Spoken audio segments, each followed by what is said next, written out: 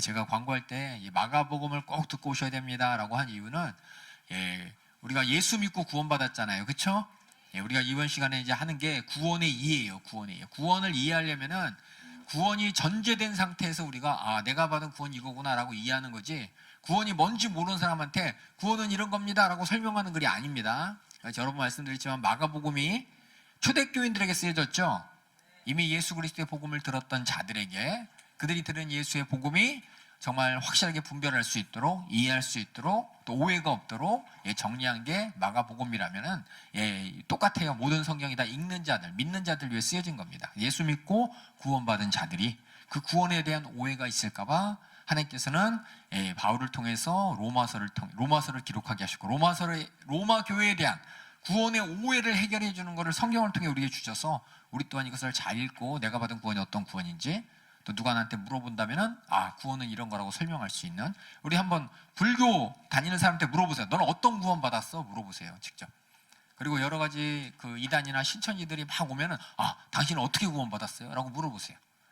그럼 그들이 성경대로 대답할 수 있냐 없냐가 진짜냐 가짜냐가 분별되는 겁니다. 그래서 똑같아요. 초대교회 때도 그랬어요. 초대교회 때도 이 구원에 대한 오해가 엄청 많았는데 하나님께서는 참 감사한 게 이런 오해들이 있었기 때문에 성경을 통해 지금도 이런 오해 가운데 후세 사람들도 구원을 이해하고 온전한 구원을 뺏기지 말라고 이렇게 적으신 것처럼 로마서를 읽으면서 로마 교회를 향해 바울이 어떤 구원의 문제가 있길래 이렇게 썼나, 문제를 발견하고 이런 문제가 이걸 해결됐구나, 이것까지 보실 수 있도록. 그래서 여러분들이 모든 성경을 읽을 때는 목적을 갖고 읽으셔야 됩니다. 기록된 목적. 다시 말해서 마가복음을 기록할 때 마가복음이 그 로마 교회를 향해 어떤 심정으로 기록했는지를 알면은 예수에 대한 오해가 있기 때문에 오해를 해결해 주고 쓴 것처럼 로마 교회에게 바울이 편지를 쓰면서 구원에 대해 설명한 것은 그들에게 구원에 대한 오해가 있기 때문에 해결해 주게 한 방법이기 때문에 여러분이 성경을 읽을 때마다 기록된 목적을 알고 읽는 것이 중요합니다. 그래서 그 중에서 우리가 맨 처음 우리가 복음의 이해라고 해서 마가복음을 함께 지난 시간에 했습니다. 마가복음을 한 이유는 제일 짧아서, 그렇죠? 짧고 명료하기 때문에, 핵심을 잘 알기 때문에. 그렇다면 이제 구원을 이해하는데 그 복음을 믿고 복음에 있는 예수를 믿고 구원받았다면 이 구원은 어떻게 우리에게 이루어지느냐, 우리가 이미 알고 있어요. 구원은 어떻게 이루어지는 거죠? 어떻게 구원받죠? 마가복음 5장에 있죠? 마가복음 5장에 우리 다 읽었어요, 그렇죠? 예수님께서 혈루병 여인에게 네 믿음이 너를 구원하였노라 라고 말했고, 또 야이로의 회당장 야이로에게 딸이 죽었다는 소식고 믿으면 구원을 얻으리라 이렇게 얘기했어요. 그 믿음이라는 게 뭐냐에 대해서 우리가 다시 한번 믿고 구원받는다는 이 어떤 말이냐. 우리가 저번에 얘기했지만 믿음이라는 단어가 스펙트럼이 되게 넓다고 얘기했습니다, 그렇죠? 믿음이 엄청 스펙트럼이 넓어서 나 지구 동그란 거 믿어 부터 시작해서 나 1+1인 거 믿어, 나 그 사람 믿어, 여러 가지 믿음의 말이, 우리 하나님에 대한 믿음의 말이 무엇인지를 우리가 예수의 생애를 통해서 우리가 발견한 것처럼 그 믿음이 그 믿음으로 구원받는 것에 대한 오해가 있었기 때문에 다시 설명하는 것이 로마서입니다. 그래서 이 로마서를 통해서 우리가 이해할 것이, 여기 보면은 구원의 이해라고 있죠. 우리가 이해해야 될, 신앙생활하면서 이해해야 될 내용이 복음이 무엇인가 정확하게 대답할 수 있어야 되고, 그 다음에 구원이 무엇인가 정확하게 대답해야 되고, 그럼 또 어떤 질문이 있을까요? 혹시 어떤 질문에서 궁금한 거 혹시 있어요? 우리가 얘기했잖아요, 그렇죠? 복음에 대해서 확실하게 알고 구원에 대해서 확실하게 알고, 그 다음에 우리가 알아야 될 게 뭘까요? 한번 생각 없으세요? 물어볼게요. 신앙이 무엇인가 한번 예를 들어서 이렇게 해볼게요. 믿음이라는 게 2개 있어요. 여러분하고 함께 나누고 나중에 하겠지만 미리 한번 띄워보려고 그래요.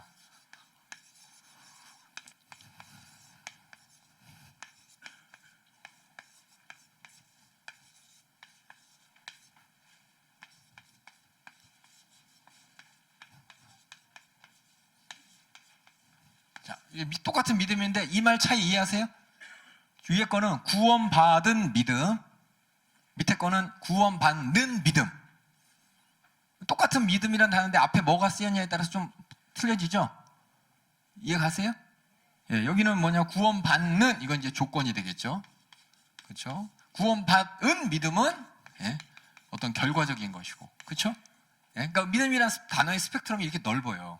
그러니까 우리가 믿음이라는 단어를 어떤 의미도로 쓰이는지를 잘 보셔야 돼요. 특히 이제 이단들이 믿음에 대해서 얘기할 때 그 믿음은 걔네들은 어떤 걸 믿음으로 얘기하길래 저렇게 믿음에 대해서 피를 쏟아가면서 얘기하나 할 때 예? 여러분들 그걸 분별할 수 있으면은 가짜 진짜 구별할 수 있습니다. 성경에는 분명히 구원받는 믿음과 구원받은 믿음에 대해 설명하고 있습니다. 그래서 오늘 우리가 함께 나눌 것은 맨 처음에 복음을 믿어서 우리가 구원받죠. 그렇죠? 그다음에 구원받은 다음에 우리는 신앙생활, 믿음 생활하죠. 그래서 믿음이란 스펙트럼이 이렇게 넓습니다. 그래서 우리는 복음서를 통해서 우리가 뭘 믿어야 되는지를 얘기했습니다. 그렇죠? 거기서 구원받았다면 이제 구원받은 다음에는 어떻게 하나님 앞에 어떤 자세와 태도로 살아야 되는지, 이걸 우리가 어려운 말로, 우리는 믿음이라는 안 쓰고 이런 말 써요. 신앙하고 믿음이란 말이 비슷하잖아요. 그렇죠? 그렇죠? 신앙생활, 믿음생활 똑같잖아요. 그렇죠? 근데 신앙생활은 예수 믿고 나서 하는 믿음생활이라고 우리가 대부분 이해하는 것처럼, 그럼 예수 믿고 나서 우리가 사는 신앙이라는 게 뭐냐, 신앙의 어떤 가치가 뭐냐에 대해서 설명하는 게 이제 제가 이제 로마서 끝나면 다음에 히브리서에서 같이 이제 구원받은 믿음, 이 신앙의 가치에 대해서 함께 신앙이란 무엇인가에 대해서 또 이렇게 나누도록 할게요. 이게 뭐냐, 여러분은 그냥 뭐 그게 그거 아니야 라고 조금씩 틀린 미묘한 차이를 잘못 이해하면은 야, 믿음으로 구원받아. 근데 어떤 믿음이야? 구원받은 믿음이냐, 구원받는 믿음이냐, 아니면 의식적인, 인지적인 믿음이냐, 아니면 인격적인 믿음이냐. 이게 참 믿음이란 단어가 스펙트럼이 엄청 큽니다. 근데 여러분들이 이거를 잘 분별하셔야 돼요. 구분하지 못하면은 똑같은 믿음 가지고 이단들이 속여요. 그래서 여러분들이 이렇게 알아가면서 이게 무슨 상관이야? 이거 몰라도 우리가 하나님과의 관계 가운데 인격적인 관계 구원받지만 혹시나 이런 틈을 보이지 않기 위해서 이런 것들을 함께 앞으로 나눌 예정이고, 우리가 오늘 이 시간 함께 나눌 내용은 구원받는 믿음을 가지고 구원받았다면 그 다음에 우리는 어떻게 신앙생활을 해야 되냐. 그래서 구원에 의해서 두 가지 질문이 있어요. 조금 올려주세요. 올려주시면 밑에 질문 두 개. 첫 번째 질문이 뭐죠? 다 같이 읽어보겠습니다. 시작. 두 번째는 시작. 되게 쉬워요. 어떻게 믿음으로 구원받는다. 구원받은 사람 어떻게 살아야 돼? 믿음 생활 잘해야 된다. 이거 똑같아요. 그렇죠? 똑같이 믿음이지만 이걸 이제 구체적으로 한번 이해해 보도록 하고, 다시 이제 복습하자면 복음서에서는 두 가지 질문이 뭐였죠? 첫 번째 질문이 예수님은 누구신가? 두 번째 질문은요, 예수님은 뭐 하신 분이셨나? 그렇죠? 그 두 가지를 정확히 알아야 우리가 주는 그리스도시요 살아계신 하나님의 아들입니다라는 고백과 더불어서 예수님이 이 땅에 대속물로 오셨습니다라는 것이 한꺼번에 이해된다고 우리가 복음서 하면서 맨 마지막에 정리를 했죠? 그것처럼 우리도 이제 이것을 이제 정리를 할 거예요. 저만 정리하는 게 여러분이 이제 말할 수 있는 정리할 겁니다. 그래서 구원을 어떻게 받는가? 그러면 믿음으로요. 그럼 그거에 대한 충분한 설명, 그게 어떤 건지 자세히 설명할 것이고, 구원받은 사람 어떻게 살아야 됩니까? 그러면 믿음 생활하는 거잖아요. 그 믿음 생활이 뭔지에 대해서 다른 말로 우리가 할 수 있는 답을 이제 찾을 거예요. 그러니까 항상 이 질문에 대한 답, 이 질문이 뭔지가 헷갈려가지고 초대교회 때도 그냥 웅성웅성 됐기 때문에 똑같이 모든 이 성경책이 서신서라든지 복음서라든지 목적을 가지고 씌워졌다는 걸 다시 한번 말씀드리고, 우리가 함께 이룰 목적, 찾아야 될 목적과 답은 로마서에서 구원의 이해. 첫 번째 질문은 어떻게 구원을 받는가, 두 번째 질문은 구원받은 사람은 어떻게 살아야 하는가. 이제 이 시간이 딱 끝나면 마지막에 여러분이 써야 됩니다. 저번에 많이 안 쓰셨어요. 늦게라도 써서 내세요. 그래서 어떻게 구원받는가를 적으셔야 되고, 구원받아서 어떻게 살아야 되나 분명히 내가 적어야지 나중에 거짓 선지자들 또 적그리스도에게 안 속습니다. 그럼 이렇게 오늘 앞으로 이제 2주 동안 올 항목 진행할 내용에 대해 잠깐 설명드리고, 우리 한번 그 앞에 차례 한번 보도록 하겠습니다. 차례 볼게요. 이 차례 보면은 구원의 이해라고 해서 구원의 원리, 이게 이제 어떻게 구원받은가, 구원받은 자는 어떻게 구원받은 사람은 어떻게 살아야 되는가에 대한 답인데, 처음에 이제 서론이 있고, 한번 전체 볼게요. 마가복음이 몇 장이죠? 로마서는 몇 장이죠? 16장이에요. 마가복음이 16장인데 다른 복음서에 비해서 제일 짧죠? 로마서는 다른 서신서 중에서 제일 길어요. 그렇죠? 우리는 복음의 정수, 확실한 복음에 대한 뼈대를 알기 위해서 마가복음을 했고, 이번에 뭐냐면 우리가 성경을 보면은 여러분이 알다시피 신약이 총 몇 권이죠? 27권이에요. 이거 다 알고 있죠? 구약은 몇 권이죠? 39권이죠. 그래서 우리는 이렇게 3 곱하기 9는 27, 이렇게 외우면 됩니다. 더하면 66권이고요. 그래서 27권인데 이 복음, 이 신약 우리에게 주신 신약의 말씀은 총 맨 처음에 복음서로 이어졌고, 복음서가 몇 권이죠? 4권이 있고요. 그 다음에 역사서가 있어요. 역사서가 사도행전, 그쵸? 사도행전 하나. 이 역사서는 뭐냐면은 교회 이야기죠. 그렇죠? 여기는 예수님의 뭐예요? 예수님 이야기라면 역사서는 교회 이야기고, 그 다음에 이제 서신서, 그 다음에 여기 계시록. 그래서 여기 4권, 1권, 계시록 1권, 그리고 서신서는 바울 서신서 몇 개 있죠? 8개, 또 일반 서신서 8개가 있습니다. 그래서 바울 서신서는, 그리고 일반 서신서, 아이고 죄송해요, 글씨 못 써서. 보통 이게 뭐냐면 교회에다 쓴 편지잖아요, 그렇죠? 그래서 바울은 어느 교회 받으세요, 로마 교회 받으세요, 에베소 교회 받으세요. 그래서 교회 이름이 나타난 게 이 바울 서신서고, 누가 씁니다? 이제 야고보가 써요, 야고보서. 베드로가 써요, 베드로서. 요한이 씁니다, 요한 1, 2, 3서. 네, 유다가 편지 씁니다, 유다서. 이게 이제 일반 서신서라 그래서 편지를 쓰는 사람 입장에서 제목을 단 거는 일반 서신서고, 받는 교회에서 입장으로 쓴 것이 이제 바울 서신서입니다. 이게 뭐냐면 이 교회들, 그렇죠? 역사서에서 여러 이제 선교 여행을 통해서 복음을 전하면서 세운 교회들의 각각의 문제에 대해서, 오해에 대해서 해결해 주기 위해서 이제 글을 써가지고 편지를 보냈습니다. 다시 말해서 교회를 이야기 중에서 교회가 어떻게 세워졌는데, 그 교회가 세워지고 끝이 아니라 그 교회 안에서 여러 가지 문제가 있습니다. 그 문제를 해결하기 위한 하나님의 말씀이 서신서예요. 그래서 각각의 서신서는 그 교회의 어떤 문제를 해결하고 싶어서 쓴 거예요. 에베소 교회를 가만히 에베소서를 읽으면 에베소 교회에 이런 문제가 있어서 바울이 이렇게 썼구나라고 거꾸로 우리가 알 수 있는 거예요.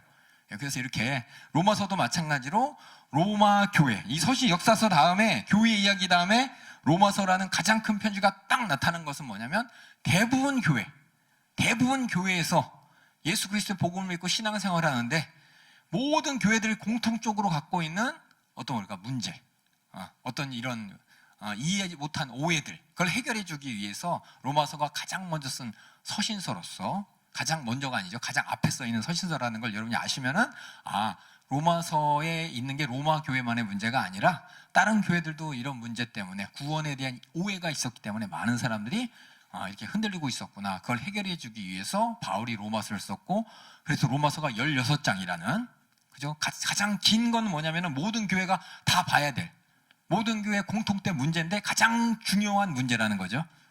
맞아요. 우리도 예수 믿고 구원받은 다음에 문제가 뭐냐면, 이 구원에 대한 오해이기 때문에 구원파라는 이단도 생긴 것이고, 또 신천지도 구원에서 오해해서 엉뚱한 구원 얘기하는 것이고, 그래서 이 구원이라는 걸 제대로 이해해야, 먼저는 복음에 대해서 이해하고 그 다음에 구원에 대해서 잘 이해해야 우리가 예수님과 하나님과의 관계가 온전한 믿음생활, 신앙생활을 할 수 있기 때문에 로마서 16장, 그래서 로마서가 16장인 이유 누가 설명해보세요. 설명할 수 있어야 됩니다. 다른 서신서 중에서 제일 앞에 쓰여진 이유, 가장 긴 서신서인 이유, 그렇죠? 모든 교회 보라고, 그렇죠? 모든 교회가 공통적으로 갖고 있는 그 교회의 문제들을 한 번에 해결하기 위해서 로마서가 맨 앞에 기록되어 있고 제일 긴 서신서라, 이렇게 읽으시면서 이건 우리 예수 믿는 사람의 누구나 갖고 있는 한 번쯤 해결하지 못했던, 그냥 대충 이렇게 흘러버렸지만은 정확히 알아야 될 이 문제라는 것을 다시 확인하시면서, 우리 다시 볼게요. 16장이라는 걸 얘기하려고요. 그래서 16장인데 보면은 로마서는 편지입니다. 그렇죠? 이 구조를 보면 여러분이 알다시피 우리 전 초등학교가 아니고 저 국민학교 세대입니다. 그렇죠? 옛날 사람이라 저도 이제 다 국민학교 시대죠. 국민학교 때 우리 국군 아저씨 때 편지 쓰잖아요. 그렇죠? 편지 쓰는 요령 해서 이제 쓰잖아요. 요새 초등학교에서 편지 쓰는 거 배워? 민선아, 마이크 잡고. 초등학교에서 편지 쓰는 법 배워? 생각나? 안 배우지? 우리 땐 배웠잖아요. 맨 처음에 인사말, 그렇죠? 그래서 안녕하십니까, 날씨가 어쩌고저쩌고 이제 인사하다가 본론 나오고 맨 마지막에 마지막 인사 이렇게 쓰잖아요. 그것처럼 서신서, 로마서도 마찬가지로 서론이라는 맨 처음에 인사말이 있고, 네, 서론, 맨 처음에 인사말이 서론 있고, 마지막 끝 인사 마무리라는 게 있습니다. 마무리. 그 서신서 요 안에는 이제 본론이 들어있죠. 본론이 크게 뭐냐면 세 부분으로 되어 있습니다. 크게 세 부분으로 되어 있는데, 하나는 첫 번째 질문이었던 우리가 어떻게 구원받았느냐, 그렇죠? 어떻게 구원받느냐, 교리라 그러면 참 어렵지만 싫지만 제가 이 말 쓸게요. 교리에 대한 설명을 한다면은, 마지막 여기는 뭐냐면, 그럼 이 교리를 갖고 우리가 어떻게 살아야 되느냐라는 삶의 적용에 대한 문제가 나오고, 요 가운데는 하나님의 이게 예외인데 어떻게 보면 이제 추가한 거예요. 추가한 거. 어떻게 구원받느냐, 구원받은 어떻게 살아야 되느냐.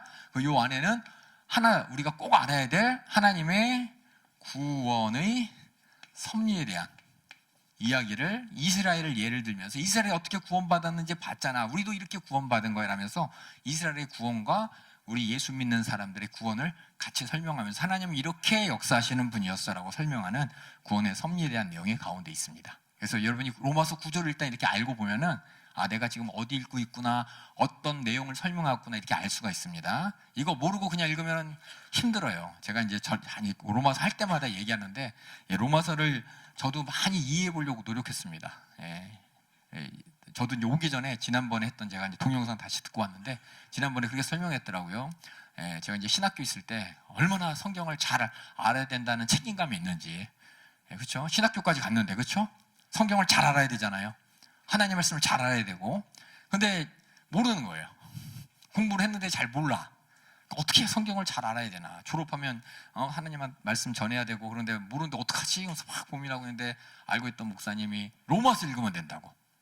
로마서가 성경 모든 걸 집약한 표현이기 때문에 로마서 읽으면 성경이 다 이해가 된다고. 이거 어떻게 이해해야 돼요? 아무리 읽어도 모르겠는데 200번만 읽으라고. 그래서 200번이요? 그래서 200번이면 몇 번 읽어야 돼? 16장이면은 이게 천천히 읽어도 2시간이고 자세히 읽으면 3시간인데 200번 읽으면 이거 몇 시간 읽어야 돼?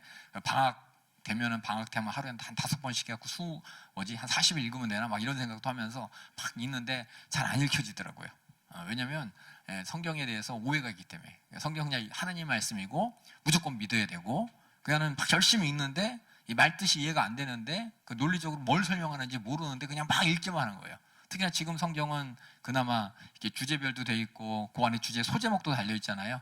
옛날에 그런 게 없었으니까 성경을 읽을 때마다 읽는데 내가 뭘 읽는지 모르겠어요. 읽는데 앞 과목 까먹고 왜 읽는지 모르고, 그렇게 성경을 읽었었는데 이 구조를 보면서 파악을 하니까는, 아, 성경이 이렇게 쓰여졌기 때문에, 그래서 읽으면서 내가 어디 부분을 읽고 있구나라고 이해하면은 성경이 잘 읽어지더라고요. 그래서 이 로마서가 이렇게, 그래서 결국은 실패했어요. 저는 200번 읽겠다고 실패 5번 읽다가 그냥 덮어버렸는데, 다시 이제 성경을 구조적으로 이렇게 잘 보니까는, 아, 무슨 얘기하는지 알겠더라고요. 근데 이런 시간이 사실상 우리 예수 믿는 사람들이 성경을 읽을 때 그렇게 읽어야 되는데, 누가 알려주는 사람도 없고 그냥 읽기 바쁘죠. 그렇죠? 읽으면서 이해를 해야 되는데, 이해하기 위해 읽는 게 아니라 읽으면 뭔가 하나님이 알아서 해주시겠지라는 어떤 막연한, 그죠? 내가 손도 안 대고 코 풀려는 심정으로 성령님께서 깨닫게 하시겠지라고 하면서 어떻게 보면 그렇게 좀 책임감 없이 읽었는데, 여러분들이 오늘 함께 읽을 때는 책임감 있게 읽을 수 있는 방법이 뭔지 함께 나누도록 하겠습니다. 그래서 이렇게 로마서는 이렇게 세 부분으로 나눠졌다라는 걸 여러분이 머릿속에 갖고 있으셔야 돼. 로마서는 첫인사, 서신서니까 편지거리니까 첫인사, 그다음에 끝인사, 마지막에 2가지 큰 질문. 첫 번째는 어떻게 구원받았는지에 대한 교리적인 설명, 저 뒷부분은 어떻게 살아야 되는지 적용적인 설명, 그리고 그 가운데는 그럼 구원이라는 게 어떻게 하나님의 구속의 섭리 가운데 이루어진 그 구원의 섭리가 뭔지를 이스라엘이 구원받았다는 사건, 예수 믿는 사람이 예수 믿고 구원받은 사건을 함께 이렇게 보게 하면서, 이렇게 구원받은 거야라는 구원의 이해를 돕는 구원의 섭리에 대한 설명이 있다는 걸 여러분이 잘 보시면은, 저랑 이제 같이 할 때 이렇게 차례 하면서 지금 어느 부분 하고 있는지 머릿속에 남게 될 겁니다. 저희가 이제 마가복음 하면서도 이렇게 주제별로 다 나눴죠. 1장은 어떤 의미, 2장은 어떤 의미, 3장은 어떤 의미, 이게 장별로 이렇게 나눴잖아요. 그렇죠? 묶어서도 나눴잖아요. 그렇죠? 8, 90장은 예수님의 단식이고, 또 11, 12, 13은 예수님이 예루살렘 성전에서 이 권세의 모습으로 여러 가지 모습을 나타낸 것들, 이렇게 덩어리를 모은 것처럼 이렇게 로마서도 여러분들이 큰 덩어리를 보시면서 이해해 주시길 바라겠습니다. 됐어요. 그래서 이거 설명해 드리려고 얘기했고, 그 다음에 그래서 이제 잠깐 볼게요. 교리편, 서론하면 편지가 첫 번째 1장 1절부터 17절까지 적혀 있고, 교리편에서 구원의 원리에 대한 설명이 1장부터 8장까지도 있습니다. 로마서가 총 몇 장이라고요? 16장. 근데 교리가 반절이에요. 반절. 8장까지예요. 8장까지. 그래서 여기엔 어떤 이제 구원의 원리에 대한 그 세부적인 질문이 있어요. 그래서 여러분들이 이 질문의 답을 이제 찾으면 됩니다. 구원의 원리의 질문은 어떻게 구원받았느냐였죠. 세부적으로 질문에 들어가면 어떠한 상태에서 우리가 구원받았나라는 걸 설명하고, 그 다음엔 어떻게 구원받았는가, 그 구원받은 다음에 우리는 어떻게 된 것인가, 혹시 구원을 이해할 때 오해할 만한 게 뭐가 있는가, 그럼 내가 받은 구원 어떻게 지켜야 되는가, 이 질문들은 우리가 항상 신앙생활하면서 갖고 있는 질문이잖아요. 그렇죠? 특히 우리 이제 영혼 관리자들이 신방할 때마다 또 질문들을 또 여러 가지 이제 문제 가운데 답을 해줘야 되는 게 여기 있는 질문들이에요. 그래서 이 질문을 잘 이해하고 답을 잘 이해하면 우리가 이제 영혼 섬기는 일에도, 또 하나님 말씀 가운데 오해한 사람들을 오해 풀어주는 일에도 충분히 할 수 있기 때문에, 이렇게 이게 제가 그래서 다른 말 붙었어요. 여기 보면 진단, 처방, 처방 이후 상태, 그다음에 윤회와 죄율법에 대한 추가 설명, 그다음에 예후라는 말이 있습니다. 이 말 뜻이 어떤 말 뜻인지 한글은 아시죠? 알아도 모르는 경우가 있어요. 진단 증상은 병원에 가면 뭐예요? 이렇게 진찰하죠? 뭐가 문제입니다. 이렇게 발견하는 것이고, 처방 치료는 그 문제를 해결하는 거죠. 그 다음에 체결된 다음에 가만히 집으로 가는 게 아니라 의사가 그 다음에 살펴봐야 되잖아요. 그렇죠? 야, 수술 잘 됐습니다. 아니면 지금 암이 줄어들고 있습니다. 아니면 좀 병이 고쳐지고 있습니다. 조금만 쉬면 됩니다. 이제 깨끗하게 됐습니다. 이렇게 처방 이후의 상태에 대해서 설명하고, 그 다음에 또 주의점에 대해 설명하잖아요. 앞으로는 이러고 있는데 이런 거 조심하셔야 됩니다. 뭐 먹을 때 이거 조심하셔야 되고, 이거 몸하고 안 맞으니까 이거 여러 가지 주의사항을 또 의사가 하잖아요. 그런 것처럼 이게 죄와 율법에 대한 바른 이해에 대해서, 그 다음에는 내가 이제 병 다 나섰어, 고침 받았어. 그럼 이걸 잘 지키기 위해서 내가 해야 될 게 운동도 하고 식이요법도 하고 여러 가지 해야 되잖아요. 그런 것처럼 이렇게 예후, 구원을 지킬 수 있는 방법에 대해서 이런 것처럼, 이게 로마서가 가만히 읽어보면 이런 체계적으로 하나님께서 우리 구원을 어떻게 이루어졌고, 구원을 어떻게 이해해야 되고, 구원을 어떻게 지키느냐에 대해서 자세히 설명했다는 거예요. 이거 알고 계셨어요?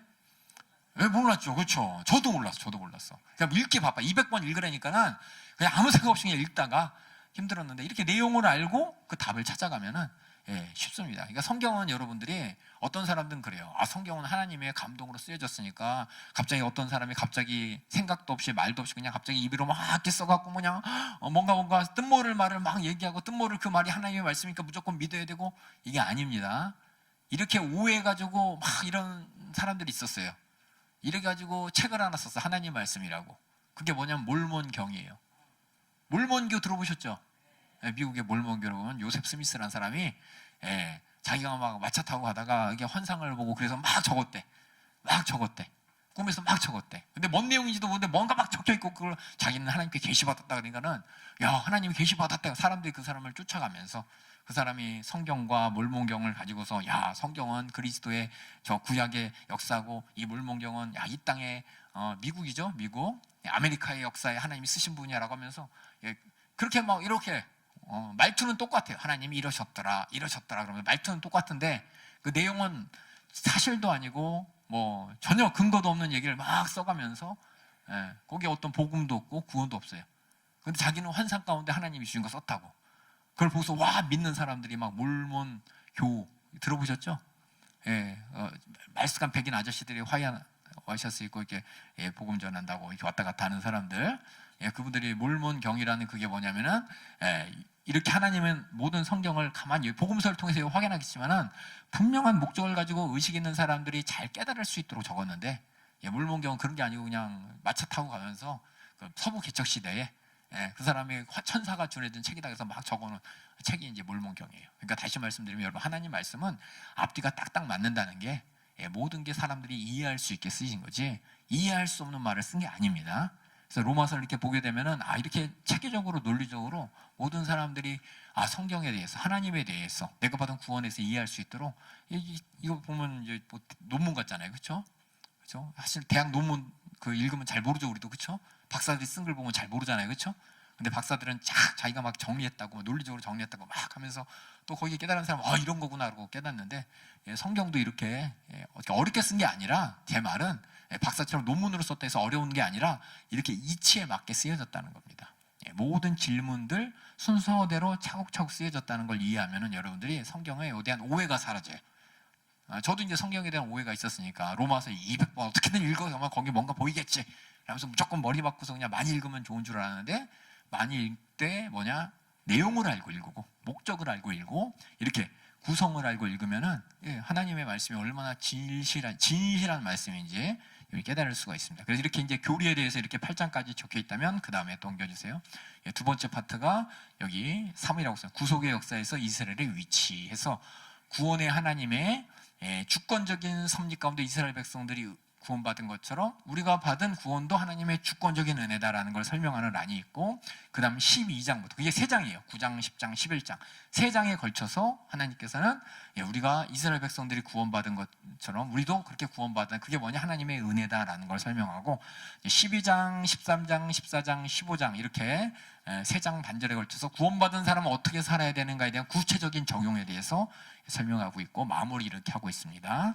그래서 여러분들이 로마서를 이렇게 제가 이렇게 차례를 보여준 것은 제가 만든 차례가 아니라 이렇게 성경은 이렇게 뭐냐 막무가내로 쓰여진 책이 아니라는 거예요.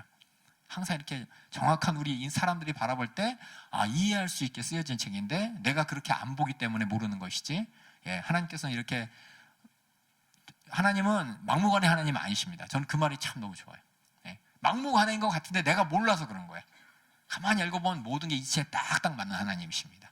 우리 인간들이 이거 아니잖아요라고 할 수 없을 정확한 이유와 정확한 원인과 모든 걸 설명하시면서 결론을 내시는 분이기 때문에 여러분들이 이걸 다시 한번 로마서를 통해서 확인하시고 이걸 뭐냐 로마서가 하나님이 우리를 그렇게 상대하신다는 거예요.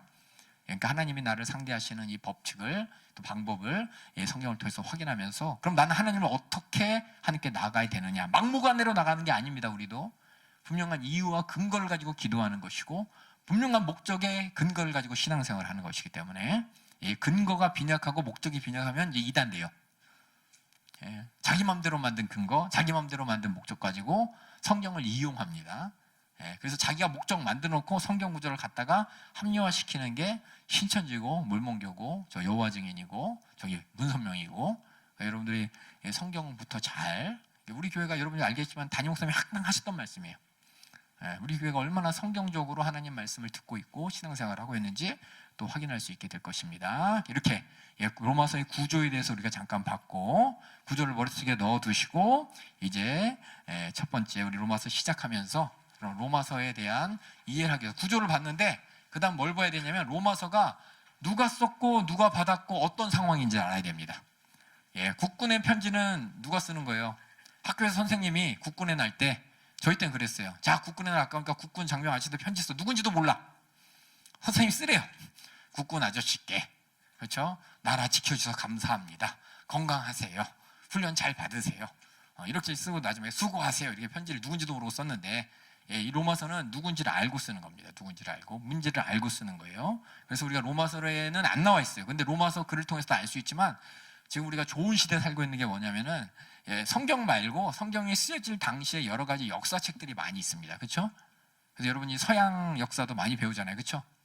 동양사, 서양사 여러 가지 역사 이야기 많이 배우잖아요. 그렇죠?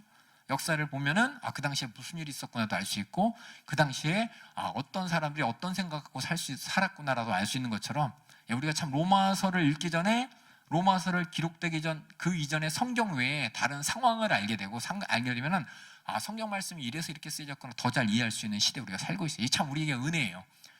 과거 인터넷이 잘 안 됐을 때, 그렇죠? 책들이 많이 없었을 때, 그렇죠? 그때는 뭐예요? 그냥 성경밖에 없었어요. 근데 지금은 성경 말고도 인터넷을 통해서 또 세상에 수많은 사람들의 지식과 경험을 우리가 다시 접근할 수가 있고 그런 진리, 그런 사실들을 바탕으로 해서 우리가 성경을 더 잘 이해할 수 있는 게 얼마나 다행인지 모릅니다. 그래서 로마서를 우리가 내용에 들어가기 전에 아까 내용의 이제 구조를 얘기했잖아요, 그렇죠? 그 내용에 들어가기 전에 그 당시에 왜 바울이 로마 교회에게 편지를 써야만 했나라는 상황을 이해하면 더 잘 이해할 수 있어요. 그 상황을 한번 이해해 보도록 하겠습니다. 그래서 로마서 쓸 당시에 상황과 배경에 대해서 한번 볼게요. 이제 첫 번째는 쓰는 바울의 상황. 바울은 어떤 상황인데 썼느냐? 봤더니 우리가 이제 고린도 전후서 우리가 읽으면서 바울이 이제 예루살렘 교회에 그 기근에 관해서 어려운 거에서 이제 다른 교회들이 헌금을 주고 헌금을 이제 가져다 준다고 얘기 들으셨죠? 그런 와중에 있는 거예요. 그런 와중에 바울이 자신이 세운 이방 교회에서 모금한 헌금 예루살렘을 돕기 위해서 그것을 모금하는 가운데 여러 가지 돌아다니다가 지금 어디가 있냐면은 고린도에 가 있습니다. 고린도에. 고린도가 어디냐면은 어떻게 보면은 바울이 3차 선교 여행가에서 맨 끝에 가장 먼데. 바울이 1차, 2차, 3차 선교 여행했죠. 그렇죠? 가장 멀리 갔어. 멀리 가고 이제 다시 이제 예루살렘으로 한 바퀴 돌아서 그 연보를 모아서 예루살렘에 가려고 고린도교에 딱 있을 때 거기서 누군가를 만나요. 누군가를 만나고 로마 교회에 대한 소식을 듣습니다. 로마 교회 소식을 듣고 로마 교회에게 내가 편지 한번 써줘야겠는데 라면서 쓴 거예요. 그래서 여러분이 알다시피 바울이 로마 교회를 개척하지 않았습니다. 다른 갈라디아서, 에베소서, 또 빌립보서, 다른 바울의 서신서들은 뭐냐면 빌립보서 빼고 빌립보서 맞죠? 그 바울이 뭐냐면 개척한 교회 말씀 전하고 떠난 다음에 선교 여행 하다가 그 교회에 대한 소식을 듣고 내가 전했던 그 교회에 이런 문제가 있네. 사랑하는 우리 빌립보 교회, 사랑하는 우리 고린도 교회 막 하면서 편지를 썼는데 로마 교회는 간 적이 없어요. 로마 교회는 바울이 간 적이 없는데 편지를 쓴 거예요. 그럼 로마 교회와 바울하고 사이가 되게 서먹서먹하겠죠? 그렇죠? 그 상황을 알아두시고 그럼에도 불구하고 로마의 어떤 소식을 듣게 되고 그 로마에게 편지를 써야만 했던 사정이 있어요. 그 사정을 우리가 함께 살펴보도록 하겠습니다. 그래서 고린도에서 로마에 대한 소식을 듣고 편지를 쓴 거예요. 그때가 언제냐면은 주후 57년경 세 차례 선교여행을 마치고 예루살렘을 거친 후에 스페인 선교를 계획하고 있었습니다. 바울이 원하는 건 뭐냐면 유럽의 끝까지 복음을 전하는 거였습니다. 유럽의 맨 끝에 있는 나라가 물론 프랑스, 영국이지만은 이쪽 밑에 쪽으로 끝은 스페인이잖아요. 그렇죠?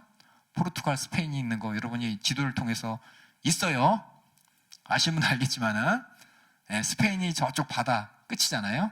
그래서 스페인까지 복음 전하기를 원해가지고 그런 계획을 갖고 있었는데 로마에 대한 소식을 들으면서 로마 교회에게 편지를 쓰는 것입니다. 그래서 여기 보면 그 전에 로마 교회 방문하고 싶어. 로마 교회 나 거기 간 적 없는데 내가 고린도 교회까지 왔는데 기회가 된다면 하나님께서 나를 로마로 보내실 것이고 로마에서 복음을 전한 다음에 더 나아가 저 스페인에도 가서 복음을 전하고 싶어라는 바울이 자신의 계획을 로마 교회들에게 이렇게 얘기하면서 편지를 쓴다는 내용을 여러 얘기하면서 그럼 그 편지를 받고 있는 로마 교회는 어떤 상황이냐? 바울은 로마 교회 모른다 그랬습니다. 소식만 들었어요. 어떤 상황이었는지 한번 볼게요. 로마 교회는 누가 복음을 전했을까요? 누가 복음을 전해서 로마의 교회가 세워졌을까요? 여기 써있지만은 예수님의 제자들은 아직 안 갔어요. 잘 보세요. 예수님의 제자들이 가서 전하기 전에 성경에 보면 사도행전의 오순절 날, 그렇죠? 전 세계 많은 사람들이 와서 유대인들이 그렇죠? 절기를 지키러 왔다가 사도 바울의 막 방언 듣잖아요, 그렇죠? 방언 설교 듣잖아요. 그래서 야 신기하다. 우리가 여기 사람, 이 나라 사람, 저 나라 사람, 저 나라 사람 이렇게 하는데 어떻게 한 목소리가 다 들리냐? 그러면서 바울이 막 설교한 것을 각자의 소리로 들었다 그랬잖아요. 그러고 나서 예루살렘에 예수 그리스도의 복음이 전해지고 교회가 막 쓰고 예수 회개하고 복음으로 구원받는 사람이 생기고 그러면서 거기 있던 사람들이 이제 흩어져 가지고 야 내가 그 예수 십자가 달렸던 죽었던 예수가 그리스도래 하나님이 보내셔서 우리를 죄에서 구원하신 분이라면서 그 복음이 전해지는 거예요. 그런 상황이었어요. 그래서 여기 보면은 로마 교회 상황이 어떤 상황이냐? 이방인 유대 교인들이 그리스도인들의 전도를 받은 후 로마 교회가 세워집니다. 이렇게 썼습니다. 이 말이 뭐냐면 여기 이방인 그리스도인이라고 했지만 그리스도인 이 그리스도인 누구냐면 유대인 그리스도인이겠죠. 여러분들이 이 복음 전파의 사건을 이해할 때 무조건 아무데나 가서 복음 전하는 게 아니죠. 사도 바울만 해도 복음을 전하러 어느 동네에 가면 어디부터 찾아갔어요? 회당을 찾아갔잖아요. 그렇죠? 회당에 누가 있냐? 유대인이 있으니까. 그렇죠? 민선이는 회당이 뭐 하는 데인지 알아요?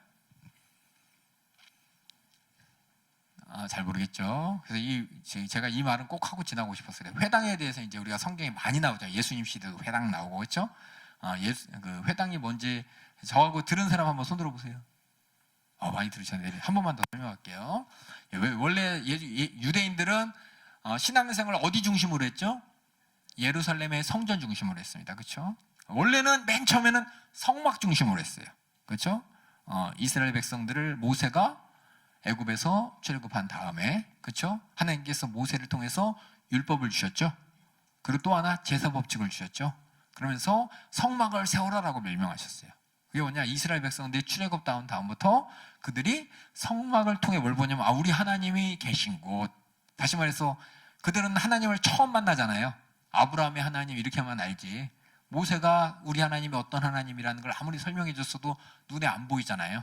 그러니까는 성막을 통해서 하나님이 저기 계시다는 어떤 상징적인 이런 성막을 세우고, 성막을 중심으로 이스라엘 백성들이 다 이렇게 진을 치고 그들이 하나님 앞에 제사장들이 제사를 드리고, 모세는 거기서 말씀을 전하고, 그래서 광야 40년을 살다가 이제 약속의 땅에 딱 들어가서 어떻게 됐죠? 정복 전쟁이 끝났죠? 정복 전쟁이 끝난 다음에도 실로라는 곳에 성막을 놓고, 그때 회막이라고 이름이 바뀌어요. 회막이라고 놓고 거기서 이스라엘 백성들 12지파가 흩어져 가지고 약속의 땅에서 막 살고 있는데, 사사시대 때 어떤 일이 일어났습니까? 이민족의 침입이 있죠. 이민족의 침입이 있는데 우리는 왕이 없으니까 우리가 이렇게 고통당하지 이러면서 왕 세워달라고 막 으쌰으쌰. 하나님께서 사울왕을 세웠죠. 사울왕을 세웠는데 사울왕이 어떻게 했어요? 하나님한테 못 보였죠. 하나님한테 순종 안 했죠. 하나님한테 순종 안 하고 어떻게 했어요? 전쟁하러 갈 때 원래는 하나님께서 전쟁할 때마다 법궤가 와요. 성막에서 법궤가 와가지고 하나님의 말씀이 있는 법궤가 오고, 그 앞에서 제사를 드리고 하나님 앞에서 허락받고 이제 전쟁에 나가는데, 사울이 이게 그냥 여러 번 실수를 하잖아요. 그렇죠? 적들이 막 몰려오는데 저희 법궤는 안 오고 빨리 싸워야 되는데 싸우진 않고, 백성들은 무서워서 막 도망가고, 빨리 싸워야 되는데 법궤 올 때까지 못 기다리니까 자기가 막 제사 드리고 싸워라 막 이러고, 이런 사건이 나타나잖아요. 그런 걸 여러 번 하다가 이 법궤가 어떻게 됐냐? 이 블레셋에게 뺏겨버립니다. 그렇죠? 블레셋 뺏겨서 이 법궤가 어떻게 돼요? 이방인 그 블레셋 땅에 들어갔는데 난리가 난 거야. 그 법궤 때문에 거기 신상이 무너지고 사람이 죽고 막 난리가 나니까 블레셋 사람들이 이 법궤를 국정 근처에다 던져버리고 도망가 버려요. 그게 사울왕 시대 때 그랬습니다. 근데 다윗이 왕 된 다음에 제일 먼저 한 일이 뭐냐면은, 그 법궤, 사울왕이 이스라엘 백성들이 하나님한테 제사 드리고 하나님을 의지하면서 싸워야 되는데 그냥 대충 아주 그냥 막다 먹다가 뺏겨가지고 국정에 있는 그 법궤 내가 가져와야지 하고서 다윗이 왕 된 다음에 제일 먼저 한 일이 법궤를 가져와가지고, 그렇죠? 다윗성에 이렇게 놓잖아요, 그렇죠? 그리고 그 아들한테 성전을 지어라라고 성전을 지었잖아요, 그렇죠? 그래서 뭐냐? 성막 시대에서 이제 성전 시대가 열리는데, 그래서 다윗 왕이 이제 그다음부터 이제 하나님께서 세우신 왕조로서 이렇게 쭉 하나님의 그 아들이 왕되고 아들이 왕돼야 되는데, 솔로몬까지는 잘 살다가 솔로몬 아들의 이제 남유다와 북이스라엘이 찢어져 버리죠. 찢어져 버리고 나서 불순종의 결과로 북이스라엘 멸망당하고, 남유다는 성전도 폭삭 망하고, 그렇죠? 사람들도 다 바벨론으로 끌려가잖아요. 그래서 바벨론으로 다 끌려가면서 쫄딱 망했네 라고 했는데, 하나님께서 에레미야 선지자를 통해서 약속을 하셨죠. 뭐라고요? 너희들이 지금 이렇게 불순종해서 어떻게 해요? 너희들이 쫄딱 망해서 바벨론 포로 끌려가는데 하나님이 너희들 70년 후에 다시 돌아오게 할 거야 라고 예언을 해요. 그러니까 찔려간 사람들은 하나님께서 우리에게 다윗 왕 같은 왕조를 여시고, 우리 하나님인데 우리 하나님이 왜 이렇게 힘이 없어? 우리 하나님이 약한 거 아니야? 더 이방신이 더 큰 거 아니야?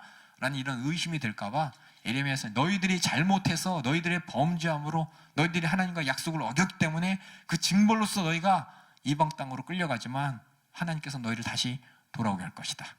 돌아와서 새 성전을 짓고 그 안에서 다윗의 후손의 왕 같은, 다윗 후손 중에서 왕을 세워서 너에게 영원한 하나님의 나라를 주겠다는 약속, 새 언약의 약속을 주십니다. 그러니까 포로로 끌려간 사람들이 뭐예요? 하나님의 약속을 붙잡고 다시 돌아갈 날을 기다려야 되잖아요. 근데 언제 돌아가요? 70년 뒤에. 그럼 지금 간 사람은 돌아갈 수 있어요, 없어요? 못 가요. 70년 뒤면 나는 죽고 내 자식이 가니까. 그렇죠? 그러면 그들이 어떻게 돼요? 그 전에는 하나님 말씀을 성전에서 들었는데 성전도 무너지고, 그들이 제사장도 다 없어지고, 근데 다 끌려온 다음에 여기서 뭐냐? 회당이라는 곳을 중심으로 해서 거기서 이제 하나님 말씀을 가르쳐 주는 거야. 너희들 70년 뒤에 돌아가게 되는데, 돌아가게 되면은 우리 조상들이 하나님 앞에 불순종해서 우리가 포로로 끌려온 것처럼 망하지 말고 하나님 말씀을 잘 지켜가지고 너희들은 하나님의 약속대로 메시아가 오면 메시아와 함께 하나님 나라 안에서 행복하게 살아야 돼. 그렇게 해서 너는 하나님의 말씀, 모세로부터 받은 하나님의 율법을 철저하게 지켜야 돼 라면서 하나님 말씀을 교육시키는 자리가, 포로된 자들이 끌려와서 만든 공동체가 이제 회당이에요, 회당. 그러니까 회당이 뭐예요? 회당이 포로로 끌려온 사람들이, 그렇죠? 유대인들이 거기서 이제 하나님 말씀을 배우는 곳인데, 그래서 이제 70년 뒤에 돌아가야 되잖아요. 그렇죠? 근데 안 돌아가. 다 돌아가자라고 해야 되는데 일부만 돌아가 나머지는 이미 여기 생활 터전이 다 있기 때문에 안 돌아갑니다. 안 들어가서 바벨론, 포로 바벨론도 그렇고 여러 지역에 자기 이제 먹고 사는 삶의 터전을 삼아서 뿔뿔이 흩어진 걸 디아스포라라고 그러죠. 뿔뿔이 흩어져서 로마에도 유대인들이 모여서 또 여기저기 모여서 그들은 그냥 회당 중심으로 율법을 지키면서 분명히 70년대에 돌아간다 그 말씀이 있는데 그건 상관없어. 그냥 여기서 그냥 이 땅에 있는 거 가지고 하나님 말씀 지키면서 그냥 살지 이러면서 회당이 여러 곳에 생기는 게 바로 그리고 돌아와서 또 갈릴리에도 자기들이 모여서 회당 세우고 또 동네마다 회당 세운 게 이게 우리가 읽고 있는 복음서에 나오는 회당인 것이고 이 회당이 로마에도 있었습니다. 그리고 빌립보에도 있었고 골로새도 있었고 각각 이제 큰 도시마다 다 유대인들의 공동체가 있었다는 걸 알면서 이게 뭐냐 이 얘기하려고 이 회당 중심으로 사니까 그렇죠? 예수님이 돌아가시고 나서 죽으시고 십자가 달려 죽으시고 40 이후에 이제 오순절날 성령을 받고 모든 사람들이 저 제자들의 목소리를 들었잖아요. 복음을 들었잖아요. 복음을 듣고 가서 이제 전해져서 로마에서 그래서 뭐냐면 그 그리스도인들의 이제 로마로 와서 회당에서 이제 전하는 거죠. 회당에 누가 있었냐면은 이방인 유대교인들이 있었습니다. 이게 뭐냐면은 또 들어야 돼. 회당이 있지만은 회당은 유대인 중심으로 모여서 이제 하나님 말씀을 이제 읽고 하나님 말씀 지키는 거잖아요. 근데 가만히 밖에 있던 그 동네 사람들, 이방인들이 보니까 쟤네 하나님 진짜야. 인정이 되는 거예요. 구약의 역사를 보면서 저 하나님이 진짜 하나님인데 저 하나님은 아브라함의 하나님이고 아브라함 후손의 하나님이네. 나는 어떻게 되는 거야? 그러면서 자기는 이제 아브라함 후손이 아니니까는 약속의 자손도 아니잖아요. 근데도 불구하고 하나님을 인정하고 개종을 하는 거예요. 나 너네 하나님 섬기겠다고. 그래서 유대인의 하나님을 나의 하나님을 인정하는 이방인들이 회당으로 들어가서 이제 같이 하나님 말씀을 듣는 사람들이 이제 여기 나와 있던 이방인 유대 교도들이에요. 이게 무슨 얘기인지 아시겠죠? 그러니까 로마에 예수의 복음이 전해지기 전에 어떤 사람이 있었냐면 유대인들의 하나님이 진짜 하나님이라고 인정하는 이방인들이 있었어요. 로마인들이 있었어요. 아시겠죠? 그 로마인들이 있었고 그리고 원래 유대인들이 있었고 이방인 유대교인들이 있었고 원래 유대인들이 있었고 그리고 그 중에서 예루살렘 오순절날 또 사도들의 복음을 사도들은 아니지만 복음을 전했던 사람들에 의해서 복음을 듣고 정말 그 예수라는 사람이 십자가 달려 죽은 사람이 진짜 하나님의 아들이고 우리의 구세주야라고 믿는 교회가 있었고 이해 가시죠?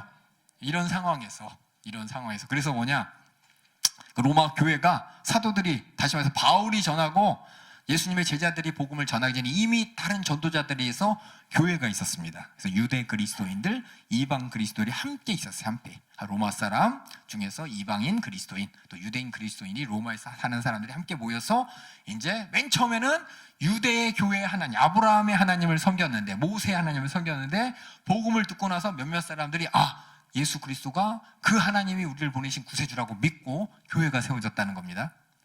따라오세요? 이거 알아야 돼, 이거. 그런데 문제가 뭐냐? 예수님 돌아가시고 나서 49년경, 예수님 돌아가시고 한 19년쯤 지났죠, 그렇죠? 그때 로마의 황제라는 사람이 유대인을 미워해. 이놈의 유대인들, 괜히 미워하는 사람도 있잖아요. 우리나라도 괜히 외국 사람들 싫어하는 사람 있잖아요, 그렇죠? 원래 그 민족주의가 그러잖아요, 그렇죠? 민족이라서 보면은 막 필리핀 사람들, 동남아 사람 보면은 괜히 보면 네가 너네 동네 가 막 그런 나쁜 사람들 있잖아요. 안 그런가요? 원래 그러잖아요, 우리가 사람들이. 무조건 필리핀 사람 왔어요. 외국 사람 다 좋아하는 게 아니라 인간이 약해져가지고 외국 사람 오면 외국 사람만 배척하고 무시하고, 그렇죠? 그 사람들이 사장님 나빠요 막 그러잖아요.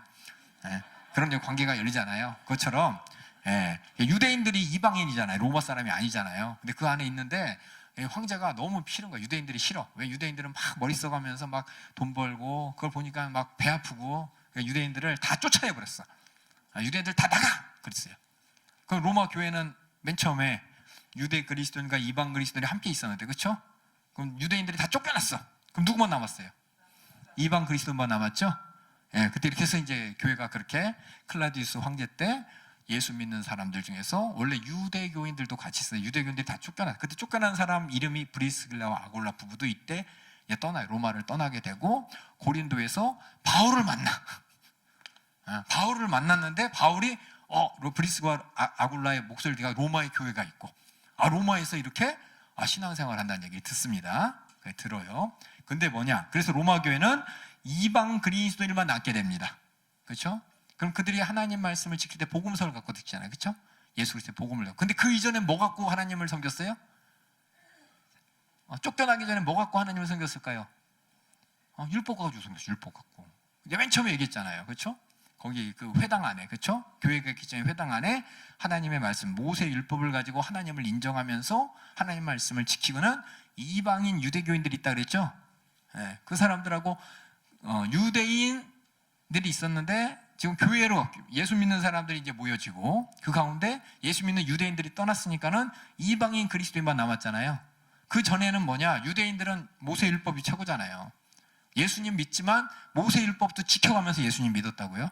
예, 그래서 이렇게 이방 그리스도인이 남으니까는 그들이 신앙생활을 해요. 근데 먼저 문제는요. 이 49년에서 5년 뒤에 쫓겨났던 클라티스 황제가 죽어요. 죽으니까는 황제 죽었다. 유대인들이 다시 돌아옵니다. 5년 만에 다시 돌아와요. 5년 만에 다시 들어오니까 로마 교회에 돌아온 유대 그리스도인들과 또 원래 안 쫓겨나고 있었던 이방 그리스도 간에 뭐예요? 다툼이 있는 거예요. 어떤 다툼이냐? 유대인들은 뭐예요? 율법 지켜야지. 그렇죠? 이방인 그리스도인들은 맨 처음에 유대인 눈치 보면서 율법 지켰는데 유대인들이 싹 다 쫓겨났었잖아요. 그러니까 그냥 율법과 상관없이 그냥 신앙생활을 하고 있었는데 유대인들이 다시 돌아오면서 5년 만에 이렇게 변했네? 우리 율법 지켰잖아. 모세 율법 잘 지켜야지. 하나님 말씀인데 순종해야지. 이러면서 갈등이 생겨요. 갈등이. 이 역사적 맥락이 이해 가시죠?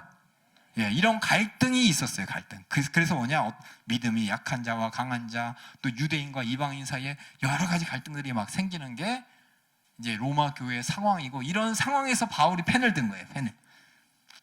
그래서 로마서 쓴 목적이 뭔지 아시겠죠? 그럼 생각해 보세요. 구원이라는 것이 유대인 입장에서, 이방인 입장에서 똑같이 예수를 믿지만 조금 다른 점이 있어요. 다른 점이. 예, 바울도 사도행전에서 보면은 유대인들이 맨 처음에 예수 믿는 사람이기 때문에 가서 복음 전하면서 그 하나님이 예수 그리스도를 보내시고 그 하나님이 모세를 통해 율법을 주셨으니 너 율법도 잘 지켜야 돼. 예수도 믿어야 돼. 라면서 어떻게 보면은 예수 믿으면서 구약의 율법, 아기 때부터 지켜왔던 유대인들은 계속해서 지킨다고요. 예, 근데 이방인들은 어때요? 태어나면서부터 율법 안 지키고 맨 처음에는 유대인들의 하나님이 진짜 하나님인 것 같아서 들어갔다가 율법 지키니까 지켰어요. 그러다 예수 믿게 되고 예수 믿은 다음에 유대인들이 쫓겨나고, 그럼 그 사람들이 어떻게 율법에 대해 좀 관심이 없어지잖아요. 근데 관심 없이 그냥 5년 동안 그냥 대충 어떻게 보면 대충이란 말이에요. 율법과 상관없이 신앙생활 하는데 쫓겨났던 유대인들이 돌아와가지고 아니 왜 율법을 왜 안 지키냐고 하면서 이렇게 이제 서로 갈등이 생기는 그런 와중에서 로마서가 쓰였다고 이걸 이해해야 이제 로마서가 이해가 돼. 이 상황을 보면은 이제 이해가 돼요. 로마서가. 그래서 이제 어렵다. 이 상황 설명하는 것만 해도 1시간 걸렸어요.